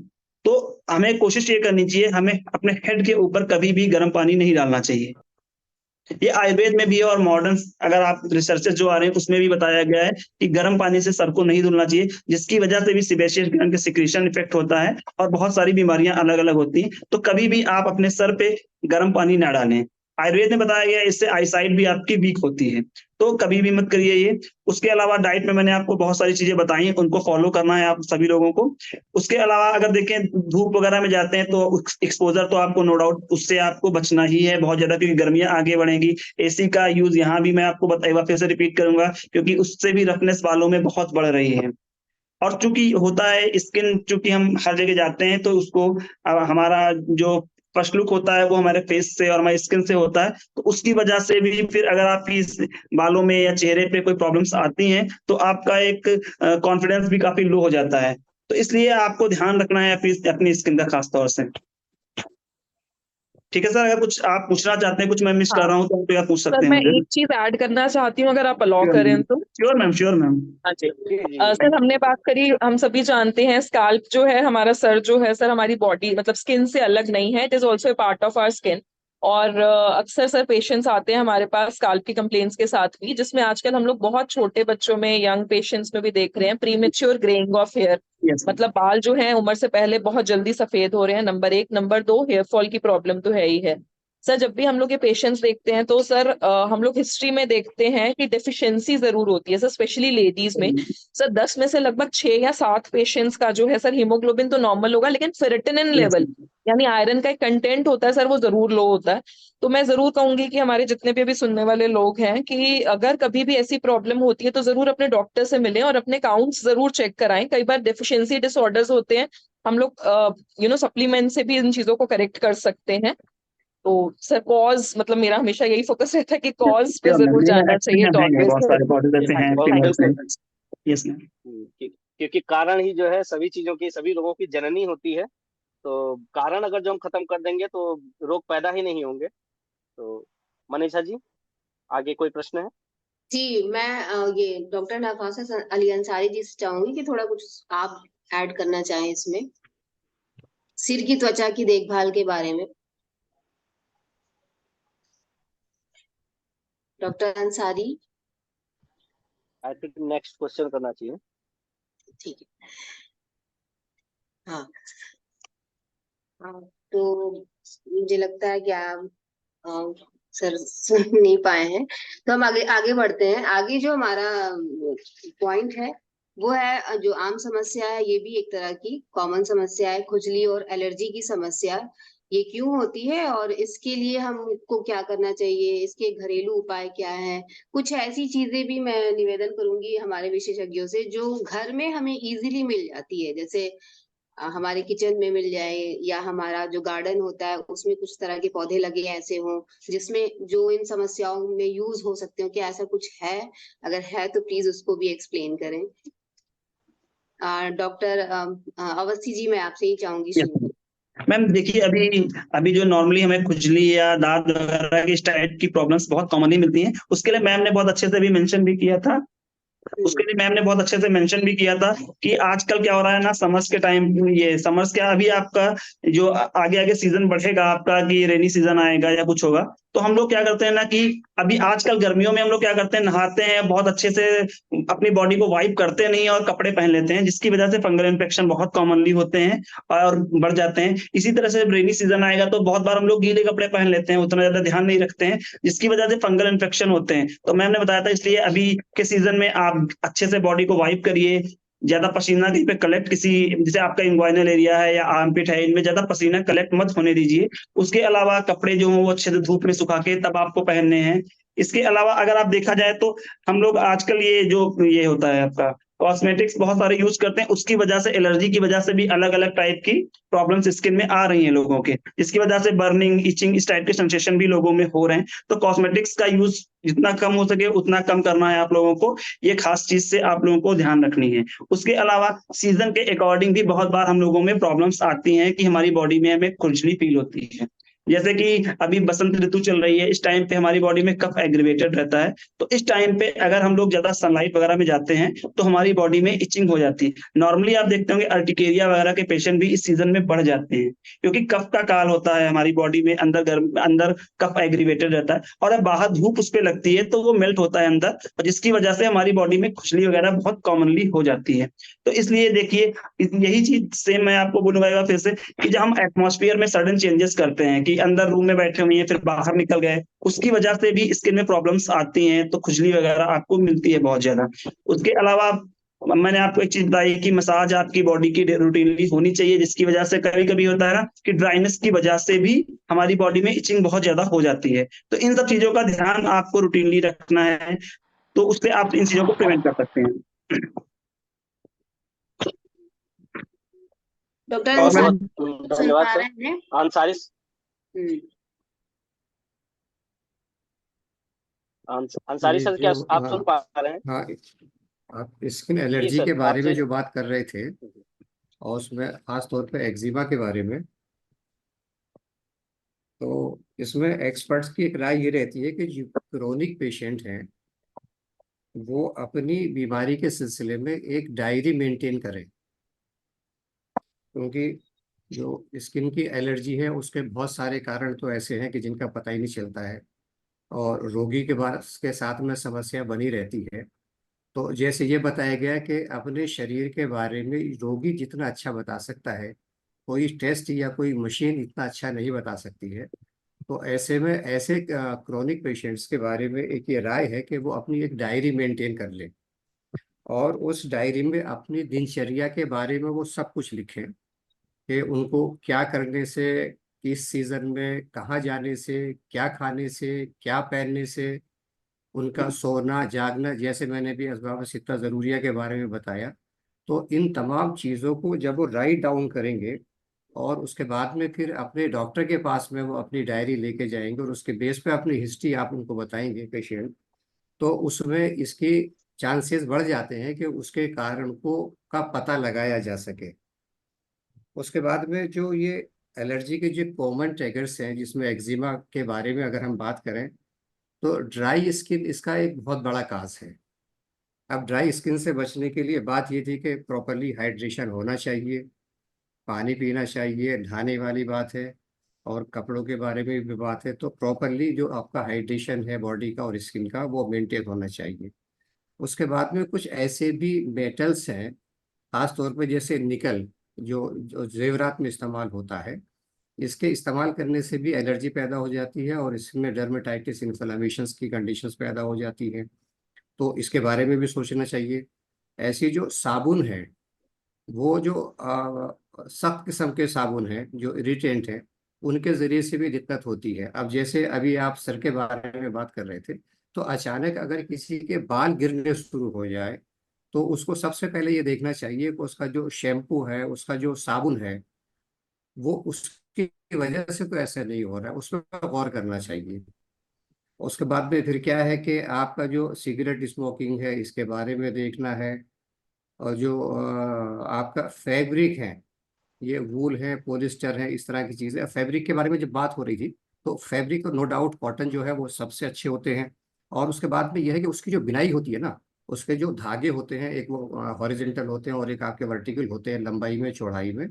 तो ये जो उसकी बुनाई होती है, इसके बारे में देखना चाहिए। और उसके बारे में ये बताया कि इस कपड़े को किसी लाइट के सामने अगर आप रखेंगे और आपको उन धागों के बीच में से ज्यादा रोशनी अगर आती नजर आ रही है, तो इसका मतलब ये है कि उन धागों के बीच में एक प्रॉपर गैप है। तो ऐसा कपड़ा लेना चाहिए जिसके बीच में गैप हो और जिसके जरिए से हवा का आना जाना आसानी के साथ में होता रहे। और कपड़े ऐसे इस्तेमाल करने चाहिए जो पूरे बदन को ढकने वाले, ज्यादा से ज्यादा ढक लिए जाए। तो ये कुछ ऐसी चीजें, हाई टेम्परेचर है, स्ट्रेस है, स्वेट है, तंबाकू, ये सब का इस्तेमाल, इन सब चीजों पर गौर करना चाहिए जब हम किसी मरीज के बारे में कोई बात कर रहे हैं तो। अच्छा, ये जो एलर्जी है इसके बारे में एक बात और भी है कि इसमें जो स्ट्रेस वाला फैक्टर है, ये इंसान की जो इम्यूनिटी है, बॉडी की जो इम्यूनिटी है, उसको बहुत ज्यादा प्रभावित करता है। और ये इम्यूनिटी कंप्रोमाइज होने की वजह से बदन के अंदर एलर्जी के सिम्टम जो है वो मैनिफेस्ट करते हैं। अब इसको कैसे दूर कर सकते हैं स्ट्रेस को, तो ये तो जाहिर सी बात है, हमारी चिंता है, हमें को अपनी चिंता को कम करना होगा। लेकिन अगर कोई हमसे सलाह लेने के लिए आता है तो योगा के जरिए से, मेडिटेशंस के जरिए से, डीप रेस्पिरेटरी एक्सरसाइज के जरिए से, इस तरह से जो भी तरीके हैं उसके जरिए से पेशेंट के स्ट्रेस को कम करने की कोशिश करेंगे। एक बात और है, स्ट्रेस का मरीजों के पीछे ये कारण होता है कि उन्होंने एक टेस्ट कराया और टेस्ट करने के बाद में अभी ज़्यादा इंतज़ार भी नहीं करते कि मेरी तकलीफ ठीक नहीं हो रही है, तो फिर वो ओवर टेस्टिंग में जाना शुरू कर देते हैं, एक के बाद में ये टेस्ट, दूसरा टेस्ट, तीसरा टेस्ट। तो अब वो ये टेस्टिंग जो है ये खुद एक एंजाइटी का कारण बनती है। तो इसमें थोड़ा सा सब्र के साथ में काम लेना चाहिए। और कुछ जिन ग़िज़ाओं को मना किया गया है, किस फूड से आपको एलर्जी हो सकती है, तो अगर उन फूड से, उन चीज़ों से आपको एलर्जी है, तो उसके बारे में ये रिकमेंडेड है कि तकरीबन 5-6 महीने तक उन चीज़ों को आपको इस्तेमाल नहीं करना चाहिए। लेकिन ऐसा नहीं है कि आपको ज़िंदगी भर के लिए उनको नहीं खाना है। अगर आप नहीं खाएंगे तो उनके बस शरीर से, उनसे जो आवश्यकता पूरी होती है उसकी कमी महसूस होने लगेगी। तो 4-6 महीने गुजरने के बाद में से फिर उनको थोड़ी थोड़ी मात्रा में उनका सेवन करना चाहिए। ये भी इसके बारे में राय दी जाती है। अब एलर्जी के बारे में हम अगर किसी को अर्टिकेरिया है और उसके दाने आ गए हैं, तो सिरका, अर्क, गुलाब, गुलाब का जो अर्क है, अगर इन दोनों को मिला के हम उस मकाम पे लगाते जहाँ पे अर्टिकेरिया का असर आया है, तो मरीज को आराम मिल जाता है। ऐसी त्रिफला चूर्ण है, इसके इस्तेमाल से भी मरीज को आराम मिलता है। और शहतूत के जो पत्ते हैं, अगर हम उसको सिरके में पीस कर जब इसका एक्यूट अटैक हो रहा है उस मकाम पर लगाएंगे तो उससे भी फायदा होता है। अच्छा, 2 फल जो हैं उसमें एक इमली है और एक आलू बुखारा, तो इन दोनों का इस्तेमाल जो है किसी भी एलर्जी कंडीशंस में ये बड़ा मुफीद है। और जैसे आपने बताया था ना पित्त वाली बात, तो सफरा चलेगा ना जो होता, सफरा के प्रकोप की वजह से स्किन की बीमारियां होती, तो उसमें इमली को रात में पानी में भिगो कर रखें और सुबह में मल छान के उस पानी को पी लें, तो ये आबे जुलाल तमर हिंदी कहलाता है। इसी तरह से आलू बुखारे का भी सेवन आप कर सकते हैं। और काली जीरी और तिल का तेल, इसको मिलाने से भी अर्टिकेरिया में फायदा होता है। और धनिया जो होता है, अगर धनिया का जो रस रस आप निकाल लें और उसको अर्टिकेरिया की जगह पर लगाएं तो उससे भी फायदा होता है। और जो गेरू होता है, ये गेरू को पानी में मिला के पिलाने से भी अर्टिकेरिया में फायदा होता है। बहुत अच्छी जानकारी दी अंसारी सर ने। सभी का बहुत बहुत धन्यवाद।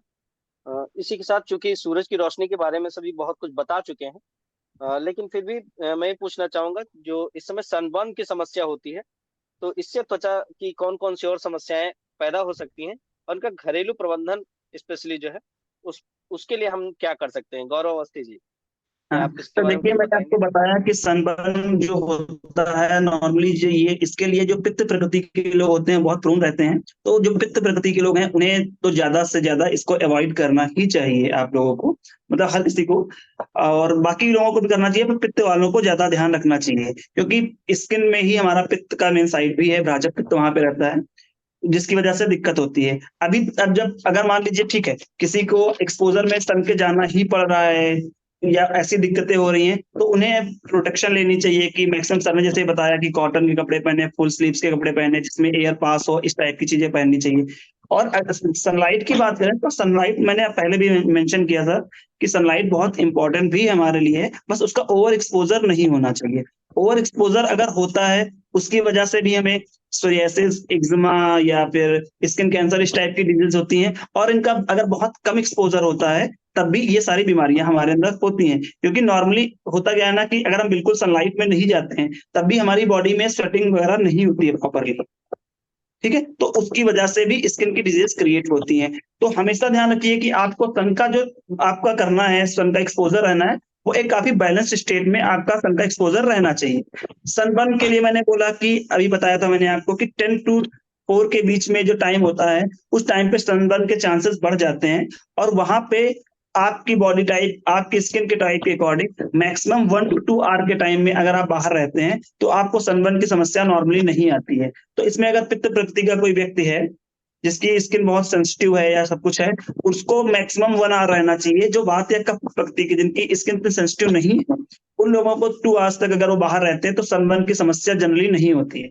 फिर भी अगर उसके हम कुछ सोचे कि प्रिकॉशनरी हम क्या कर सकते हैं जिसकी वजह से ना हो, तो एक कपड़ों वाली बातें हो गई, जिसमें कि कपड़े हमें कैसे पहनने चाहिए, वो काफी एक्सप्लेन किया सर ने भी। उसके अलावा देखें तो हम लोगों को आंवले के चूर्ण का उपयोग रेगुलरली करते रहना चाहिए। आयुर्वेद में से रसायन भी कहा गया है, उसकी वजह से अगर हम आंवले के चूर्ण का उपयोग करते रहते हैं तो हमारी स्किन काफी अच्छी रहती है। उसके अलावा नॉर्मली आप एलोवेरा का, जो आप हर किसी के घर में उपलब्ध रहता है, उसका भी अपनी बॉडी पे एप्लीकेशन कर सकते हैं। मेनली जो एक्सपोज्ड पार्ट्स हैं वहां पे उसका आप लगा लीजिए। उसके अलावा जो फंगल इन्फेक्शन वगैरह इस टाइप की चीजें होती हैं, उनके प्रिवेंशन के लिए अगर हो सके तो वीक में 1 या 2 बार नीम के, या आपके पास हल्दी अगर अच्छी क्वालिटी की है, उसको पानी में थोड़ा बॉयल करके उसके पानी से नहा सकते हैं, जिसकी वजह से प्रॉब्लम नहीं आती है इस टाइप की। तो अगर थोड़ा सा हम ध्यान रखेंगे, और सन के मैंने बोला सन की एक्सपोजर आप को कम करना ही पड़ेगा अगर आपकी पित्त प्रकृति है तो। उसका कोई प्रबंधन नहीं कर सकते हैं कि पित्त प्रकृति का कोई व्यक्ति है और वो सनलाइट का बहुत ज्यादा एक्सपोजर करे और उसको डिजीज ना हो, क्योंकि उनके अंदर ऑलरेडी बहुत ज्यादा हीट होती है अपने अंदर। ठीक है, तो उन लोगों को ये चीज कर लीजिए। हाँ, साथ में ये जरूर कर सकते हैं कि अगर उनका एक्सपोजर फिर भी हो रहा है तो कम से कम हीट को बाकी बढ़ाने वाली जो चीजें हैं उन चीजों का सेवन ना करें और ठंडी चीजों का सेवन करें। इतना करेंगे तो आपका अच्छा रहेगा इसके लिए। जी बहुत बहुत धन्यवाद। और क्योंकि सर बता रहे हैं अभी पित्त प्रकृति, तो मैं सभी साधारण लोगों को जो भी ये टेक्निकल भाषा नहीं जानते हैं उनके लिए बताऊंगा। एक उदाहरण देके बताता हूँ कि कहीं अगर जो झगड़ा हो रहा है तो जो दो झगड़ा करने वाले जो 2 लोग होते हैं वो पित्त प्रकृति वाले ही होते हैं, और जो उन्हें छुड़ा रहे होते हैं, उनकी मार खाते हुए भी उनको जो छुड़ा रहे होते हैं वो कफ प्रकृति वाले होते हैं। और जो पीछे से चिल्लाते हैं मार साले को मार साले को, तो वो सब वात प्रकृति वाले होते हैं। जो जरा भी कुछ दिक्कत होती है या कोई पुलिस वगैरह आती है तो सबसे पहले वो भागते हैं। तो इस एक्चुअली प्रकार सर, से भी हम एक्चुअली वात मैं पित्त थोड़ा और सा और ऐड करना चाहूंगा सर यहाँ पे। पित्त जी प्रकृति जी की जी ठीक है कि वो थोड़ा एग्रेसिव होते हैं नेचर में, पित्त का काम ही है एग्रेसिव, इसीलिए उनकी स्किन वगैरह बहुत सेंसिटिव होती है। बिल्कुल बिल्कुल पर अगर पित्त प्रकृति के बारे में बात करेंगे तो उनकी बहुत अच्छी क्वालिटीज भी हैं, बहुत नहीं इंटेलेक्चुअल, सर, उनकी बहुत इंटेलेक्चुअली बहुत स्ट्रांग होते हैं वो लोग। तो मैं मैं किसी विशेषज्ञ मतलब विशेष आदमी यस को ये सर, नहीं कहना चाहता हूँ यस कि सर, उसकी प्रकृति के लिए जो है वो मतलब यस कुछ सर, गड़बड़ कर रहा है। हाँ, ये मैं एक उदाहरण देके मैं समझा रहा हूँ कि वो लोग yes sir, yes sir, aggressive बहुत नहीं, होते हैं। यस उस सर, हिसाब से मैं एग्रेसिव होते पितृ प्रकृति जो जन साधारण जिसको समझ पाए और उनको हैं। यस जान ले सर, कि हमारी प्रकृति कैसी है, तो यस उस सर, हिसाब से एक छोटा सा उदाहरण दे रहा था। सर भी हमको यही उदाहरण दे के समझाते थे। Yes sir, yes sir, yes sir, सही बता रहे हैं आप। जी जी। जी। तो आज मनीषा जी आगे आगे कोई विशेषज्ञ अगर जो इसमें और कुछ भी जोड़ना चाहे तो प्लीज सनबर्न के संबंध में या सन से जी, रिलेटेड कुछ भी जोड़ना चाहे तो डॉक्टर जोड़े। शिल्पा आपको जोड़ना चाहेंगी?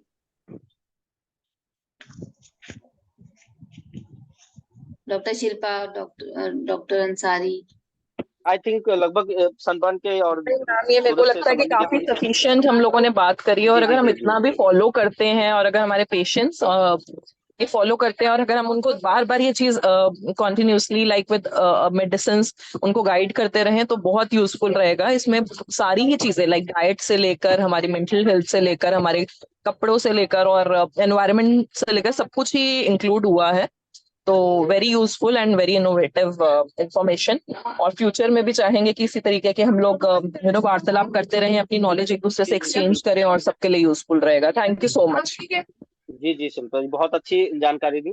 और इसी के साथ मैं बस इतना और पूछना चाहूंगा कि पहनावे के बारे में, चूंकि हमें बता ही दिया गया कि कॉटन के पहनावे इस मौसम में पहनने चाहिए ताकि हमारा जो पसीना निकल रहा है उसको वो सोख सके और स्किन इन्फेक्शन ना हो सके। क्या इसमें कोई रंग विशेष भी हो सकता है यदि कोई जोड़ना चाहे कि किस कलर के हमें कपड़े पहनने चाहिए या मोटा पहनना चाहिए पतला पहनना चाहिए सर इस टाइप अभी का कुछ? जैसे अभी बताया गया, मैम ने बहुत अच्छे, सर ने भी काफी अच्छा एक्सप्लेन किया कपड़ों को लेके। तो जैसे हम लोग नॉर्मली हम लोग बचपन से पढ़ते आ रहे हैं कि हम लोगों को ऐसे कपड़े पहनने चाहिए जो हीट को कम एब्जॉर्ब करें, ऐसे कलर्स एक्चुअली पहनने चाहिए। तो जो ब्लैक कलर होता है वो हीट को बहुत ज्यादा एब्जॉर्ब करता है, तो जब हमें ब्लैक कपड़े अवॉइड करने चाहिए ऐसी कंडीशन में पहनने को, और जो हमारे लाइट कलर्स होते हैं जैसे व्हाइट कलर है या इस टाइप के जो भी कलर्स हमारे होते हैं उन्हें पहनना चाहिए, क्योंकि हीट कम एब्जॉर्ब करेंगे तो हमें गर्मी कम लगेगी। तो कलर्स में जितना लाइट कलर आप पहन सकते हैं वो लाइट कलर आप पहनिए और डार्क कलर्स अवॉइड करिए। हेलो। जी जी, बहुत जो बहुत ये है कि धन्यवाद। अगर कपड़ा भीग गया है तो उसको चेंज कर देना चाहिए। यस श्योर सर, मैंने हाँ पहले भी मेंशन किया था कि गीले ये कपड़े बिल्कुल नहीं पहनने चाहिए, इससे और अगर आप बहुत ज्यादा पसीने वगैरह से आए हैं तो पॉसिबल हो तो नहा लेना चाहिए आपको टाइम पे। जी सर एक चीज मैं इसमें जरूर ऐड करूंगी, वो ये है सर, कई बार विंटर्स में हमारे पास पेशेंट्स आते हैं डर्मेटाइटिस, जो बिल्कुल एक्यूट डर्मेटाइटिस होती है, कॉन्टैक्ट डर्मेटाइटिस हो, चाहे वो किसी चीज के एक्सपोजर में आकर हुआ हो, कोई भी रीजन रहा हो, और sir all of a sudden जो है डर्मेटाइटिस डेवलप हो गई और विंटर्स है, तो सर उसमें मतलब हमारी गाइडेंस यही रहती है पेशेंट्स को कि जो इनर लेयर है, मतलब कई बार यस पेशेंट्स मैम। थर्मल्स डालते हैं, वुलन्स डालते हैं, वुलन लेडीज जो है कुर्ते डालती हैं, तो हम उन्हें यही सजेस्ट करते हैं कि इनर जो लेयर है, मतलब जो इनर मोस्ट लेयर है, वो आप यस कॉटन की रखें, ऊपर आप कुछ भी डालिए गर्म, यस मैम जो एक्चुअली डायरेक्ट आपको कॉन्टैक्ट है वो यस एटलीस्ट मैम उससे एक्चुअली हो जाए। हाँ यस मैम एक्चुअली आपकी बात सही है, क्योंकि हमें आजकल जो इतना सिंथेटिक क्लॉथ्स वगैरह आ रहे हैं जो बहुत ज्यादा स्किन को रिएक्ट करते हैं, तो इनर लेयर अगर आपकी कॉटन की होगी तो नो डाउट प्रिवेंशन बहुत अच्छा रहेगा। ये आपने जी अच्छा जी, ऐड किया है। बहुत बहुत हम्म। बहुत धन्यवाद। बिल्कुल ये है कि जो वुलन के जो कपड़े हैं, जो गर्म कपड़े हैं, तो इनके नीचे वाला जो स्तर होता है वो सिल्क या सूती कपड़े का होना चाहिए।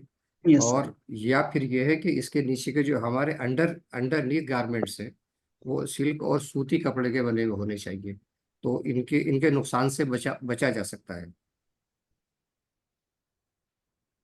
बहुत बहुत धन्यवाद सभी विशेषज्ञों का। और मैं मनीषा जी से चाहूंगा कि मेरा जो एक प्रेजेंटेशन है छोटा सा, वो प्रेजेंट करें। और मैं कुछ जो हमारे आसपास जो भी आयुर्वेदिक जड़ी बूटियां मिलती हैं या हमारे घर में जो भी मसाले उपलब्ध हैं, वो हम कैसे घरेलू प्रबंधन के रूप में इस स्किन डिजीज में प्रयोग कर सकते हैं, उसके बारे में थोड़ा सा ब्रीफ जानकारी दूंगा, क्योंकि सभी से विशेषज्ञों ने जानकारी दे दी है। जी। मनीषा जी। कुछ लोगों के सवाल आ रहे हैं, मैं हम लोग आशीष जी की प्रेजेंटेशन के बाद उसको लेंगे। कोमल जी का 2 बार उन्होंने अपना सवाल रिपीट किया है, तो मैं थोड़ा सा चाहूंगी कि आप वेट कर लीजिए, प्रेजेंटेशन के बाद आपका सवाल हम विशेषज्ञों से चर्चा करवाएंगे। जी जी जी आशीष जी आप। नेक्स्ट देखेंगे। क्योंकि त्वचा हमारी सबसे बाहरी त्वचा है, मतलब बाहरी लेयर है, तो इसको हमें बहुत ही बचा के रखना चाहिए। और नेक्स्ट मनीषा जी। तो एक बहुत ही अच्छी जड़ी बूटी है जो कि कोविड के दौरान बहुत से लोगों ने सेवन की है, जिसे हम लोग गिलोय के नाम से जानते हैं, इसको अमृता भी बोलते हैं।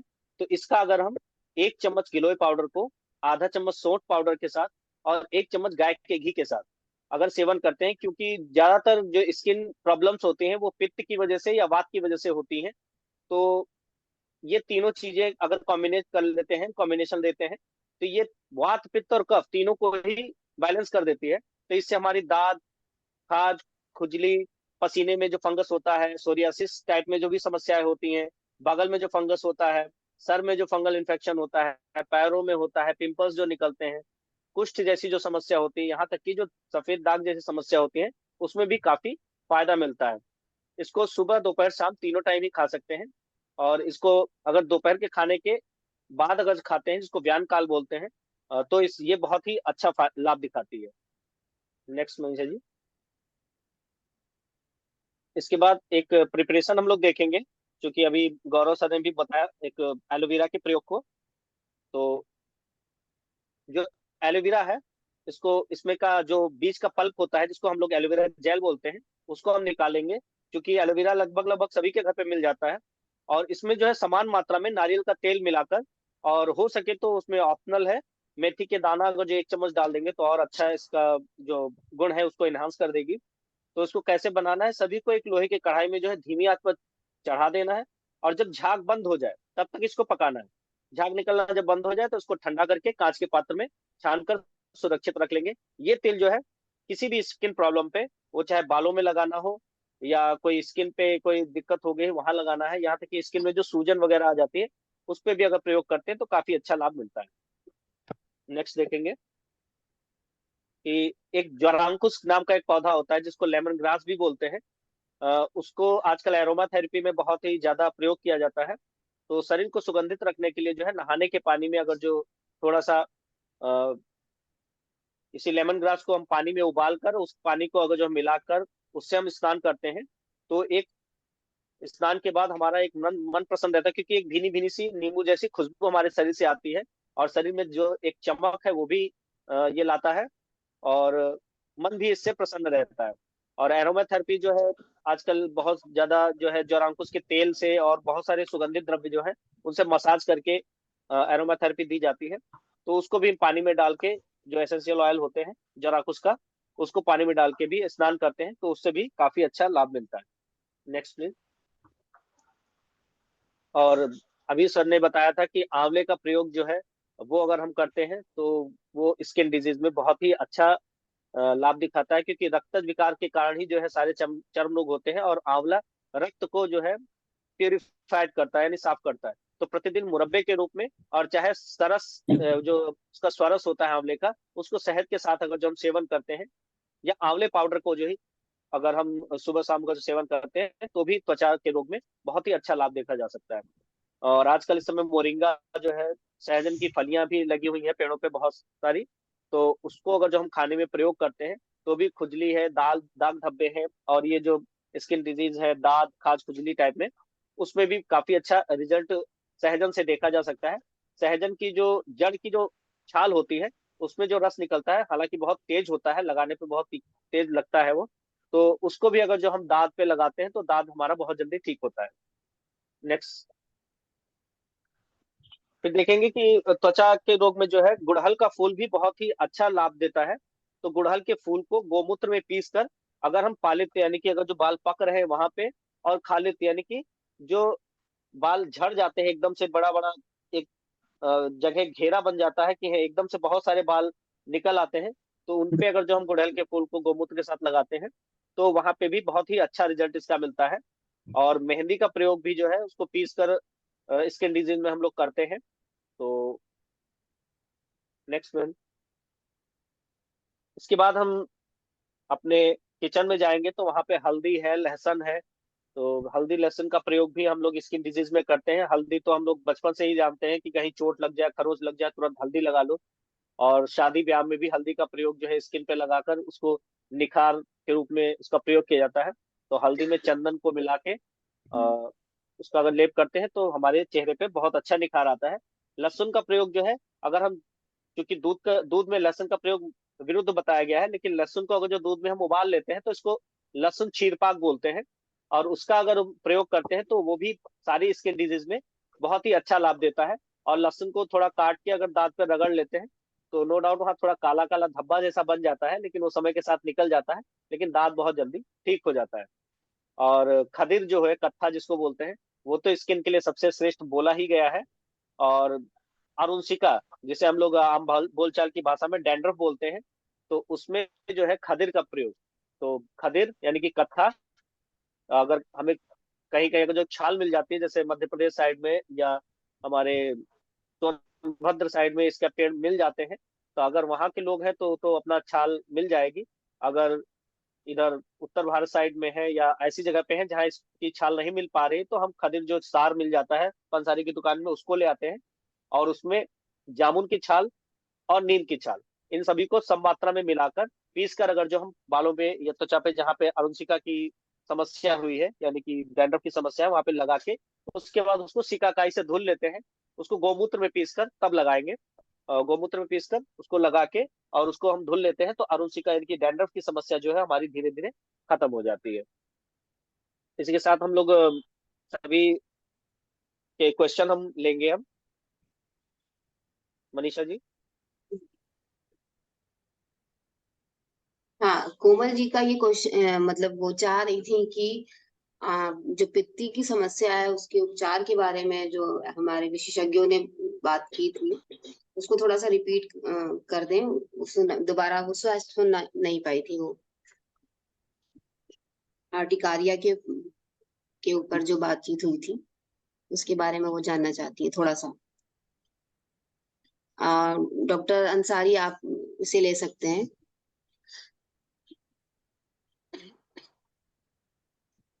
मैंने अर्टिकेरिया के बारे में जो कुछ बातें बताई थी कि कुछ नुस्खे मैंने बताए थे, जैसे सिरके को गुलाब के अरक के साथ में मिला के अगर लगाएंगे तो उसमें फायदा होता है। और जो खाने वाली इमली होती है, इसका एक बड़ा फल एक कटोरा पानी में रात में भिगो के रख दें, रात भर उसको भीगा रहने दें और सुबह में उसको हाथ से मलने और छान के उसको पी लें। इससे बड़ा फायदा होता है। ऐसे ही अब आलू बुखारे सूखे हुए मिलेंगे इस वक्त, जो प्रिजर्व हैं, उसके भी 2 से 3 या 4 फल लेके उसको भी इसी तरह से पानी में भिगो के इस्तेमाल कर लें, तो इससे भी अर्टिकेरिया में फायदा आता है।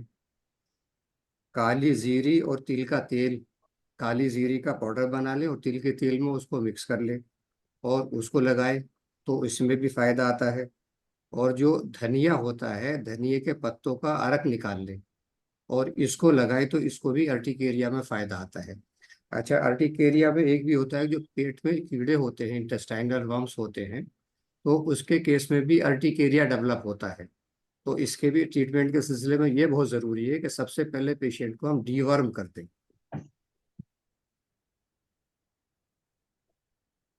जी, बहुत अगला बहुत धन्यवाद। क्वेश्चन प्रिया जी का है। अगला क्वेश्चन पिगमेंटेशन के ऊपर कि क्या है ये और इसके कारण क्या है। डॉक्टर अवस्थी, आप लेना चाहेंगे इसे? मैम, नॉर्मली जब पिगमेंटेशन की हाइपर पिगमेंटेशन वगैरह ये कंडीशंस आती हैं, तो मैंने इससे पहले भी अभी एक चीज बोली थी कि ना, स्किन जो हमारी होती है पित्त की मेन साइट होती है। और अगर नॉर्मली भी देखें तो मिलेनिन, सर ने बताया था कि मिलेनिन जो होता है वो जब इंक्रीज करता है वही हमारी स्किन कलर को करता है। तो हमें अपने भ्राजक पित्त हमारी जो कि स्किन में होता है, तो नॉर्मली अगर हमें स्किन की कोई भी समस्या आ रही है तो वहां पे हम अपने पित्त को स्पेसिफाई करने के लिए वो ट्रीटमेंट हमें करना चाहिए। हमें ऐसी चीजें नहीं लेनी चाहिए जो पित्त को बढ़ाए। नॉर्मली पित्त को बढ़ाने वाली चीजें अगर हम लोग डेली रूटीन में खाते हैं, तो मैंने आपको दही बताया था, उसके अलावा ज्यादातर स्पाइसेस हैं वो सब बहुत गर्म होते हैं, उनसे ये चीजें बढ़ती हैं।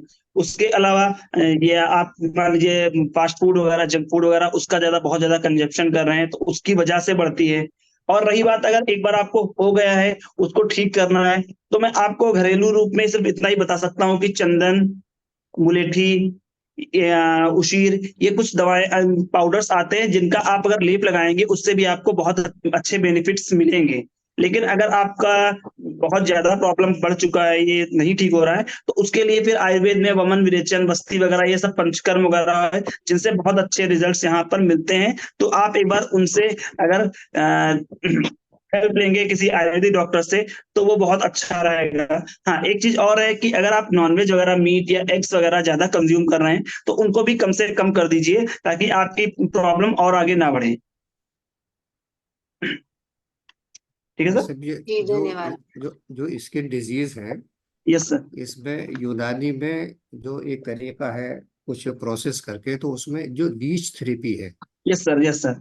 हाँ, इसका इसका जबरदस्त फायदा है। यस सर, बहुत अच्छा है, ये भी लीच हाँ, थेरेपी का एक बहुत ये अच्छा ये रोल है। आपकी जानकारी में होगी, जो यस करोल सर बाग सर, में। आयुर्वेद में भी इसको रक्त मोक्षण कहते हैं हम लोग, हाँ हाँ, वो भी तो करते हैं, इसके बहुत अच्छा रिजल्ट रहता है सर इसके उसका। बड़े ट्रिमेंडस रिजल्ट है। और यस सर, बहुत अच्छे रिजल्ट। उसी के साथ साथ में जो पचने लगाना है, उसका भी यस सर। फायदा है।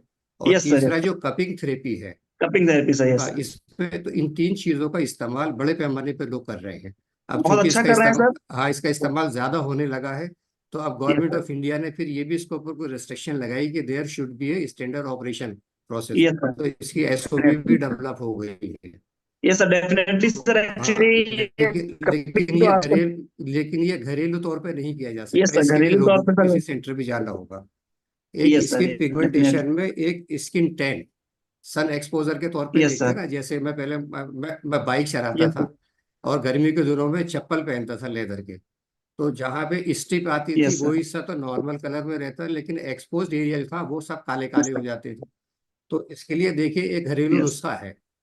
अगर किसी के एक्सपोज एरिया के ऊपर इस तरह से गर्मियों में ऐसे निशानात आ जाते हैं, काले काले धब्बे पड़ जाते हैं, तो इसमें बेसन 1 चम्मच ले लें और जो कॉफी है इसका पाउडर आधा चम्मच ले लें और हल्दी पाउडर जो है ये 2 से 3 चुटकी ले लें और शहद इसमें 1 चम्मच ले लें और इसमें दही और दूध के साथ इसे मिक्स कर लें। और ये जो पेस्ट बनेगा, मैं फिर रिपीट कर रहा हूँ, बेसन 1 चम्मच, काफी पाउडर आधा चम्मच, हल्दी पाउडर 2 चुटकी, शहद 1 चमचा और दही या दूध, इसमें इसको मिला के इसका एक पेस्ट बना ले और 3 मिनट के लिए इसको इफेक्टेड पार्ट के ऊपर लेप लगा के बैठ जाए। उसके बाद में हल्के गर्म पानी से इसको धो डालें। तो ये 2-3-4 मरतबा करने के बाद में ये तकलीफ दूर हो जाती है और स्किन का कलर नॉर्मल हो जाता है।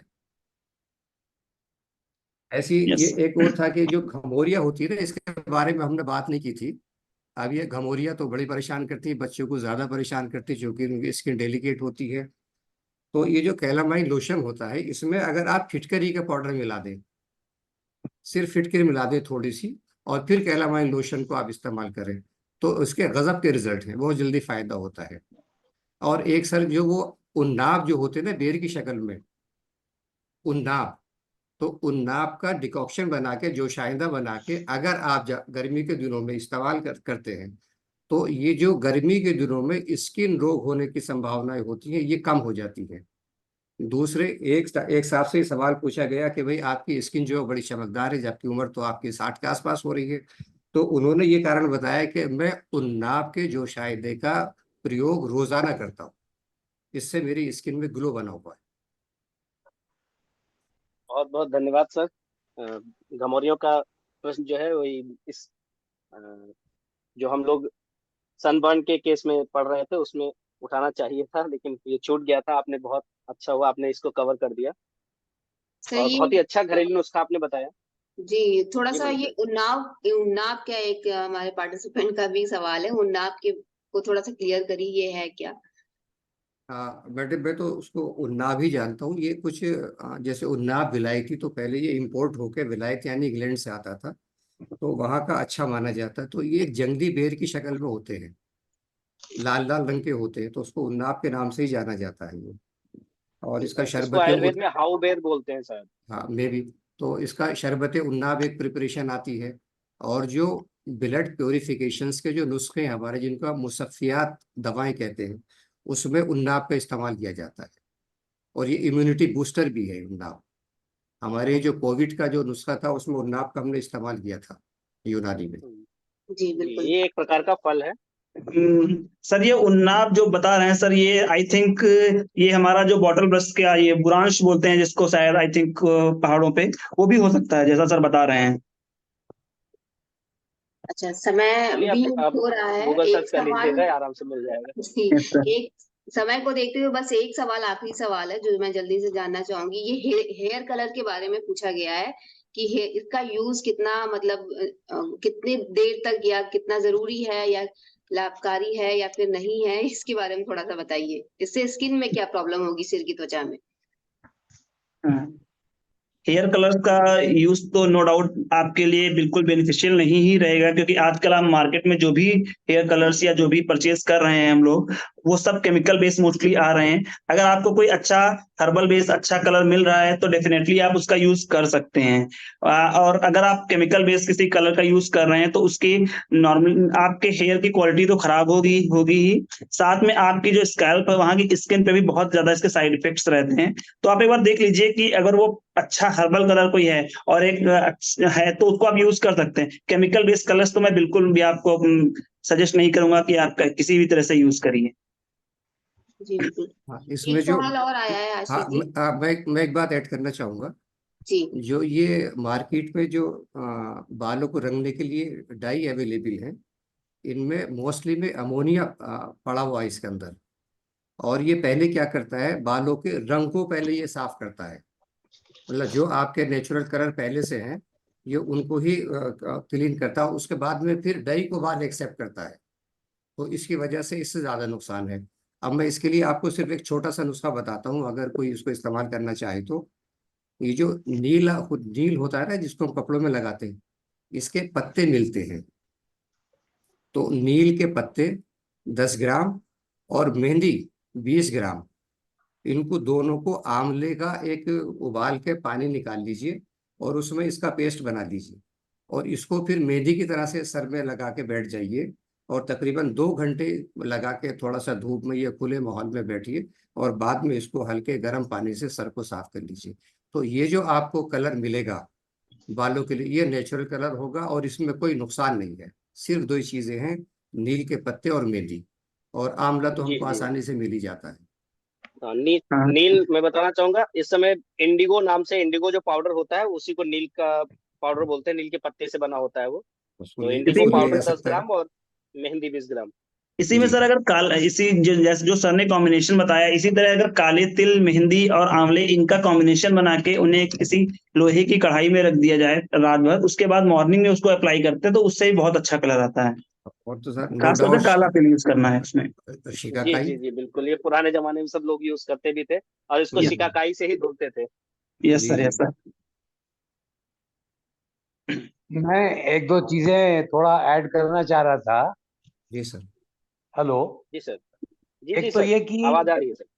हाँ, एक तो ये कि थोड़ा सा कंफ्यूजन कभी कभी हुआ है कि गर्म पानी बिल्कुल नहीं डालना चाहिए। तो गर्म पानी डालने को तो नहीं कहते हैं सिर के ऊपर, लेकिन यस जो सर। गुनगुना पानी होता है, मतलब जो आपके बॉडी टेम्परेचर से सिर्फ 1-2 डिग्री ज्यादा हो, उसको इस्तेमाल करना चाहिए।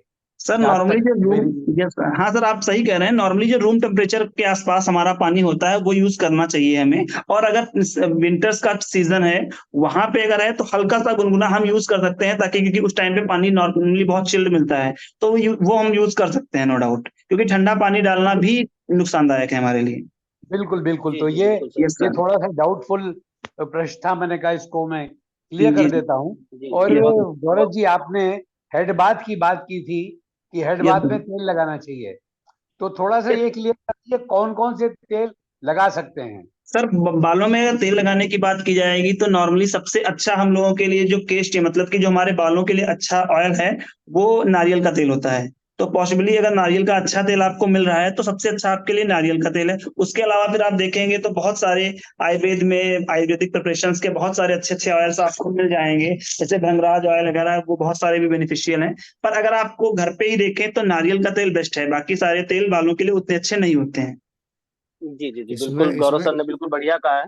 हाँ सर इसमें के लिए सर, नारियल और शरीर के लिए सरसों और तिल। यस सर, सर तिल का तेल बॉडी पे परफेक्ट है। सर के लिए आलमंड ऑयल।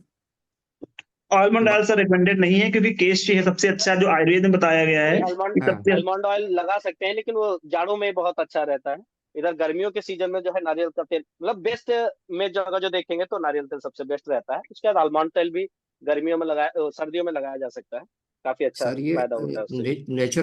नेचुरल वे में अगर आप हेयर कंडीशनिंग करना चाहते हैं तो जी उसके जी जी ये सर। रिकमेंडेड है कि नहाने के बाद बालों को हल्का टॉवल से खुश कर लें और गीले हाथों पे नारियल के तेल की 2-3 बूंद ले लें और उससे फिर बालों में उसको अच्छी तरह से लगा लें, और उसके बाद में फिर हल्के गर्म पानी से फिर दोबारा से सर को धो लें। तो ये बेहतरीन कंडीशनिंग ऑफ द हेयर होती है। जी जी जी सर, बहुत बहुत बढ़िया आपने नुस्खा बताया सर।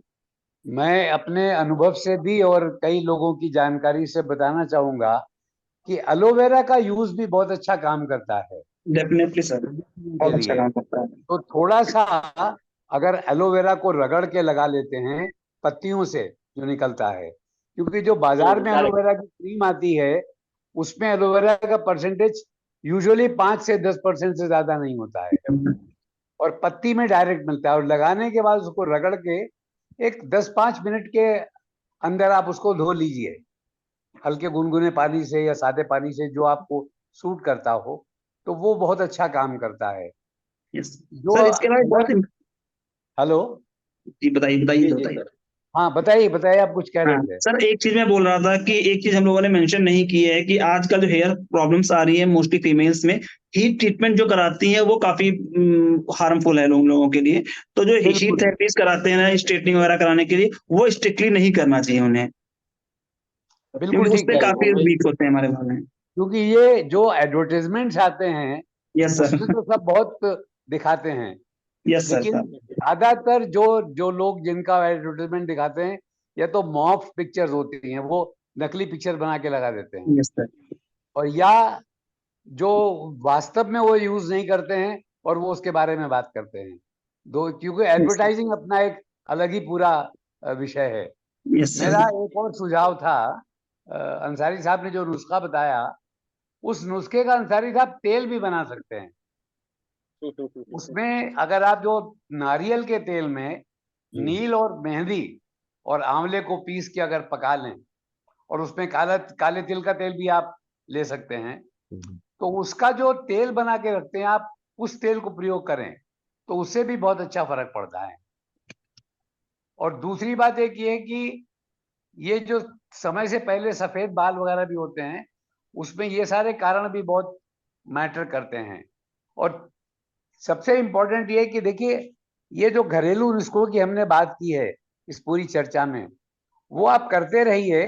अगर उससे लाभ नहीं मिल रहा है 2-4-6 दिन में, 10 दिन में, 15 दिन में, तो फिर उस पर टिके मत रहिए। खास करके बीमारी में, जैसे खाज है जी जी जी। या दाद है या पिगमेंटेशन है या ऐसी कोई प्रॉब्लम है, तो जो बीमारी है, सामान्य स्किन की कंडीशंस की एक बात है, मौसम की एक बात है, लेकिन अगर बीमारी है जैसे तिल है या मस्सा है या इस तरह की मुहासे हैं, झाइयां हैं, तो उसमें आप इन जो भी घरेलू नुस्खों का प्रयोग करिए।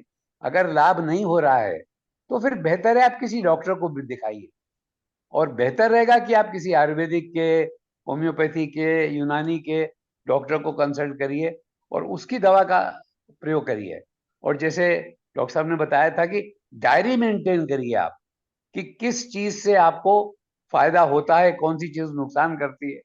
तो ये बहुत महत्वपूर्ण है, क्योंकि त्वचा हमारे लिए बहुत पहला कवर है बॉडी का, जो हमको एक और बात होती है कि हमको कीटाणुओं रोगाणुओं से भी बचाती है।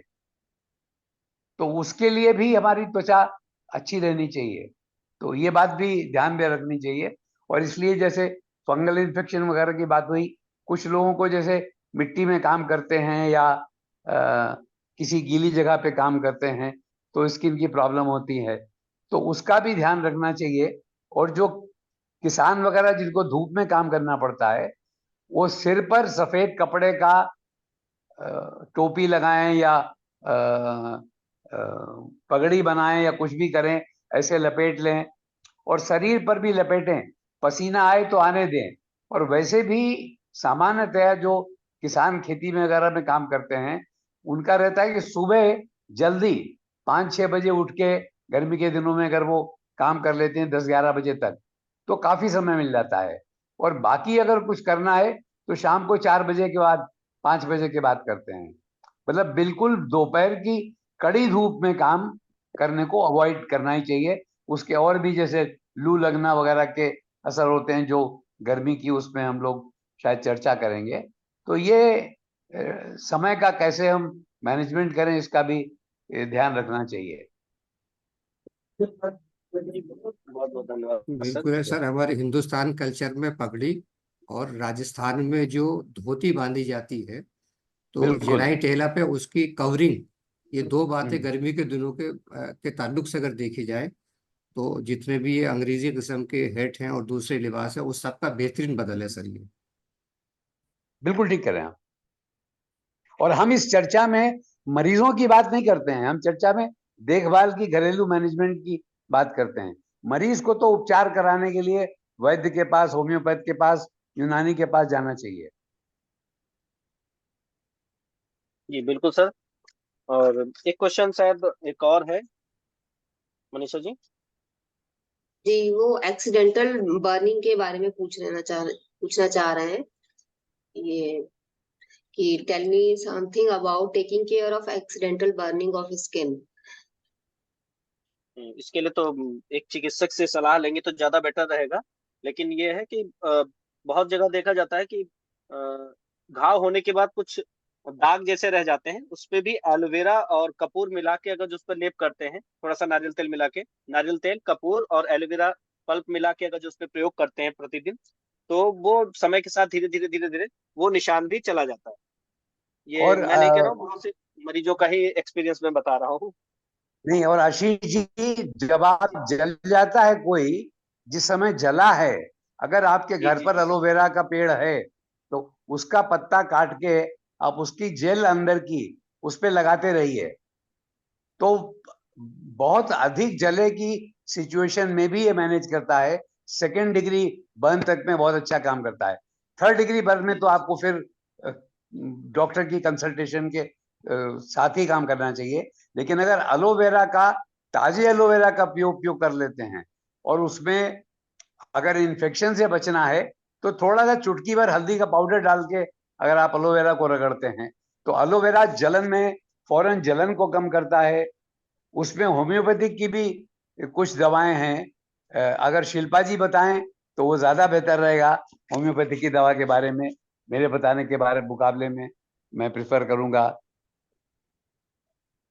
शिल्पा जी शिल्पा जी शायद ठीक है। नहीं है। कैंथ्रिस करके एक दवा है जो जलन में फौरन बहुत अच्छा काम करती है। 30 नंबर की कैंथ्रिस जो जलन को कम कर देती है। लेकिन अदरवाइज एलोवेरा का यूज जिस समय जले, जिस ठंडा पानी डालते रहिए, उसके ऊपर एलोवेरा लगाइए। अगर जब तक उपलब्ध नहीं है ठंडा पानी डालिए। तो वो एक्सीडेंटल बर्निंग जिसकी बात कर रहे हैं वो आग की बर्निंग की। लेकिन अगर एसिड की बर्निंग है तो एसिड की बर्निंग में पहले पानी से अच्छी तरह जितना ज्यादा धो सकते हैं, जो अंग है उसको पानी में अगर डुबो सकते हैं, जैसे हाथ या पैर है तो उसको पानी में डूबने देना चाहिए। जैसे बाल्टी में पानी भर लिया, धोने के बाद बाल्टी में हाथ रख दिया या बाल्टी में पैर रख दिया, तो एसिड जब खत्म हो जाए तब आप उसके बाद एलोवेरा लगाइए। आप दवा लगा रहे हैं और एसिड उसके अंदर है तो कोई लाभ नहीं करेगा। ये ध्यान रखना बहुत जरूरी है। वैसे फिर मैं होम्योपैथिक, चूंकि शिल्पा जी नहीं है, एक कॉम्बिनेशन आता है कुछ होम्योपैथिक दवाइयों का जिनको मिला के लगाने से भी बहुत अच्छा काम करता है, नारियल के तेल में मिला के लगाने का। अब मैं वो, चूंकि वो ट्रीटमेंट का पार्ट है, मैं उसको बताना ठीक नहीं समझूंगा। कैंथ्रिस तो इसलिए मैंने बता दिया था कि कैसी भी जलन कम करने के लिए बहुत अच्छा इमीडिएट फायदा करती है। सर ये जो बहुत बहुत आप धन्यवाद। जलने की बात कर रहे हैं, हम्म, तो इसमें देखिए कुछ बिल्कुल घरेलू उपचार मेरे सामने है, ये मैं बता दूं। बहुत खूब, बताइए। जो लोग अंडा खाते हैं उनके हाँ लिए अंडे की जो सफेदी है हाँ वो जलेऊ पे लगाने से फायदा होता है। बिल्कुल। ऐसी शक्कर सबके घर में होती है, अगर उसको पानी में मिला के हम उसका शीरा बना लें और जब वो ठंडा हो जाए तो जले पे लगाएंगे, बहुत उसका फायदा होता है। इमली की छाल तो खैर अलग बात है, लेकिन अनार के पत्ते जो है, अनार के पेड़ सब जगह खड़े रहते हैं, इसको पीस के जले पे लगाएंगे तो फायदा होता है। और चूने का पानी और नारियल का तेल दोनों सर बराबर बराबर मात्रा में लेके उसका एक मिक्सचर बना ले और जले पे इसको लगाए तो उससे भी बहुत फायदा होता है। और सर आलू का इस्तेमाल बहुत कॉमन है और लोग करते भी हैं। अगर कोई बच्चा है कोई जल जाता तो फौरन किचन में जाके एक आलू को कुचलते हैं और उसको जले हुए के ऊपर लगा देते हैं। तो ये देखा गया कि अगर गहरा नहीं जला है और आलू का हमने प्रयोग किया है तो उसमें ब्लिस्टर नहीं पड़ते हैं सर। बहुत बहुत सही कह रहे हैं आप। ये घरेलू नुस्खे इमीडिएट यूज के लिए, इमरजेंसी के लिए, प्राइमरी मैनेजमेंट के लिए बहुत अच्छे होते हैं। लेकिन अगर उससे लाभ नहीं हो तो चिकित्सक को संपर्क करना चाहिए।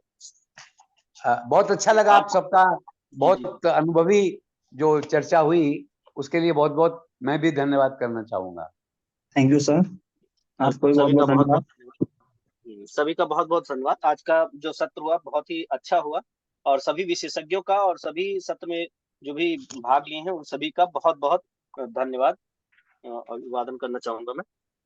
जी, सभी विशेषज्ञों का बहुत बहुत धन्यवाद और आप सभी प्रतिभागियों का आज के सत्र में भाग लेने के लिए भी बहुत धन्यवाद। तो सत्र का हम समापन करेंगे, टाइम भी बहुत हो गया है। जी जी जी। टाइम को ही देखते देखते हुए जो है सत्र का बहुत समापन बहुत किया। धन्यवाद सभी का। धन्यवाद सर, नमस्कार। धन्यवाद सर, नमस्ते सर। Thank you very much Malhotra ji. नमस्कार नमस्कार। सभी को नमस्कार।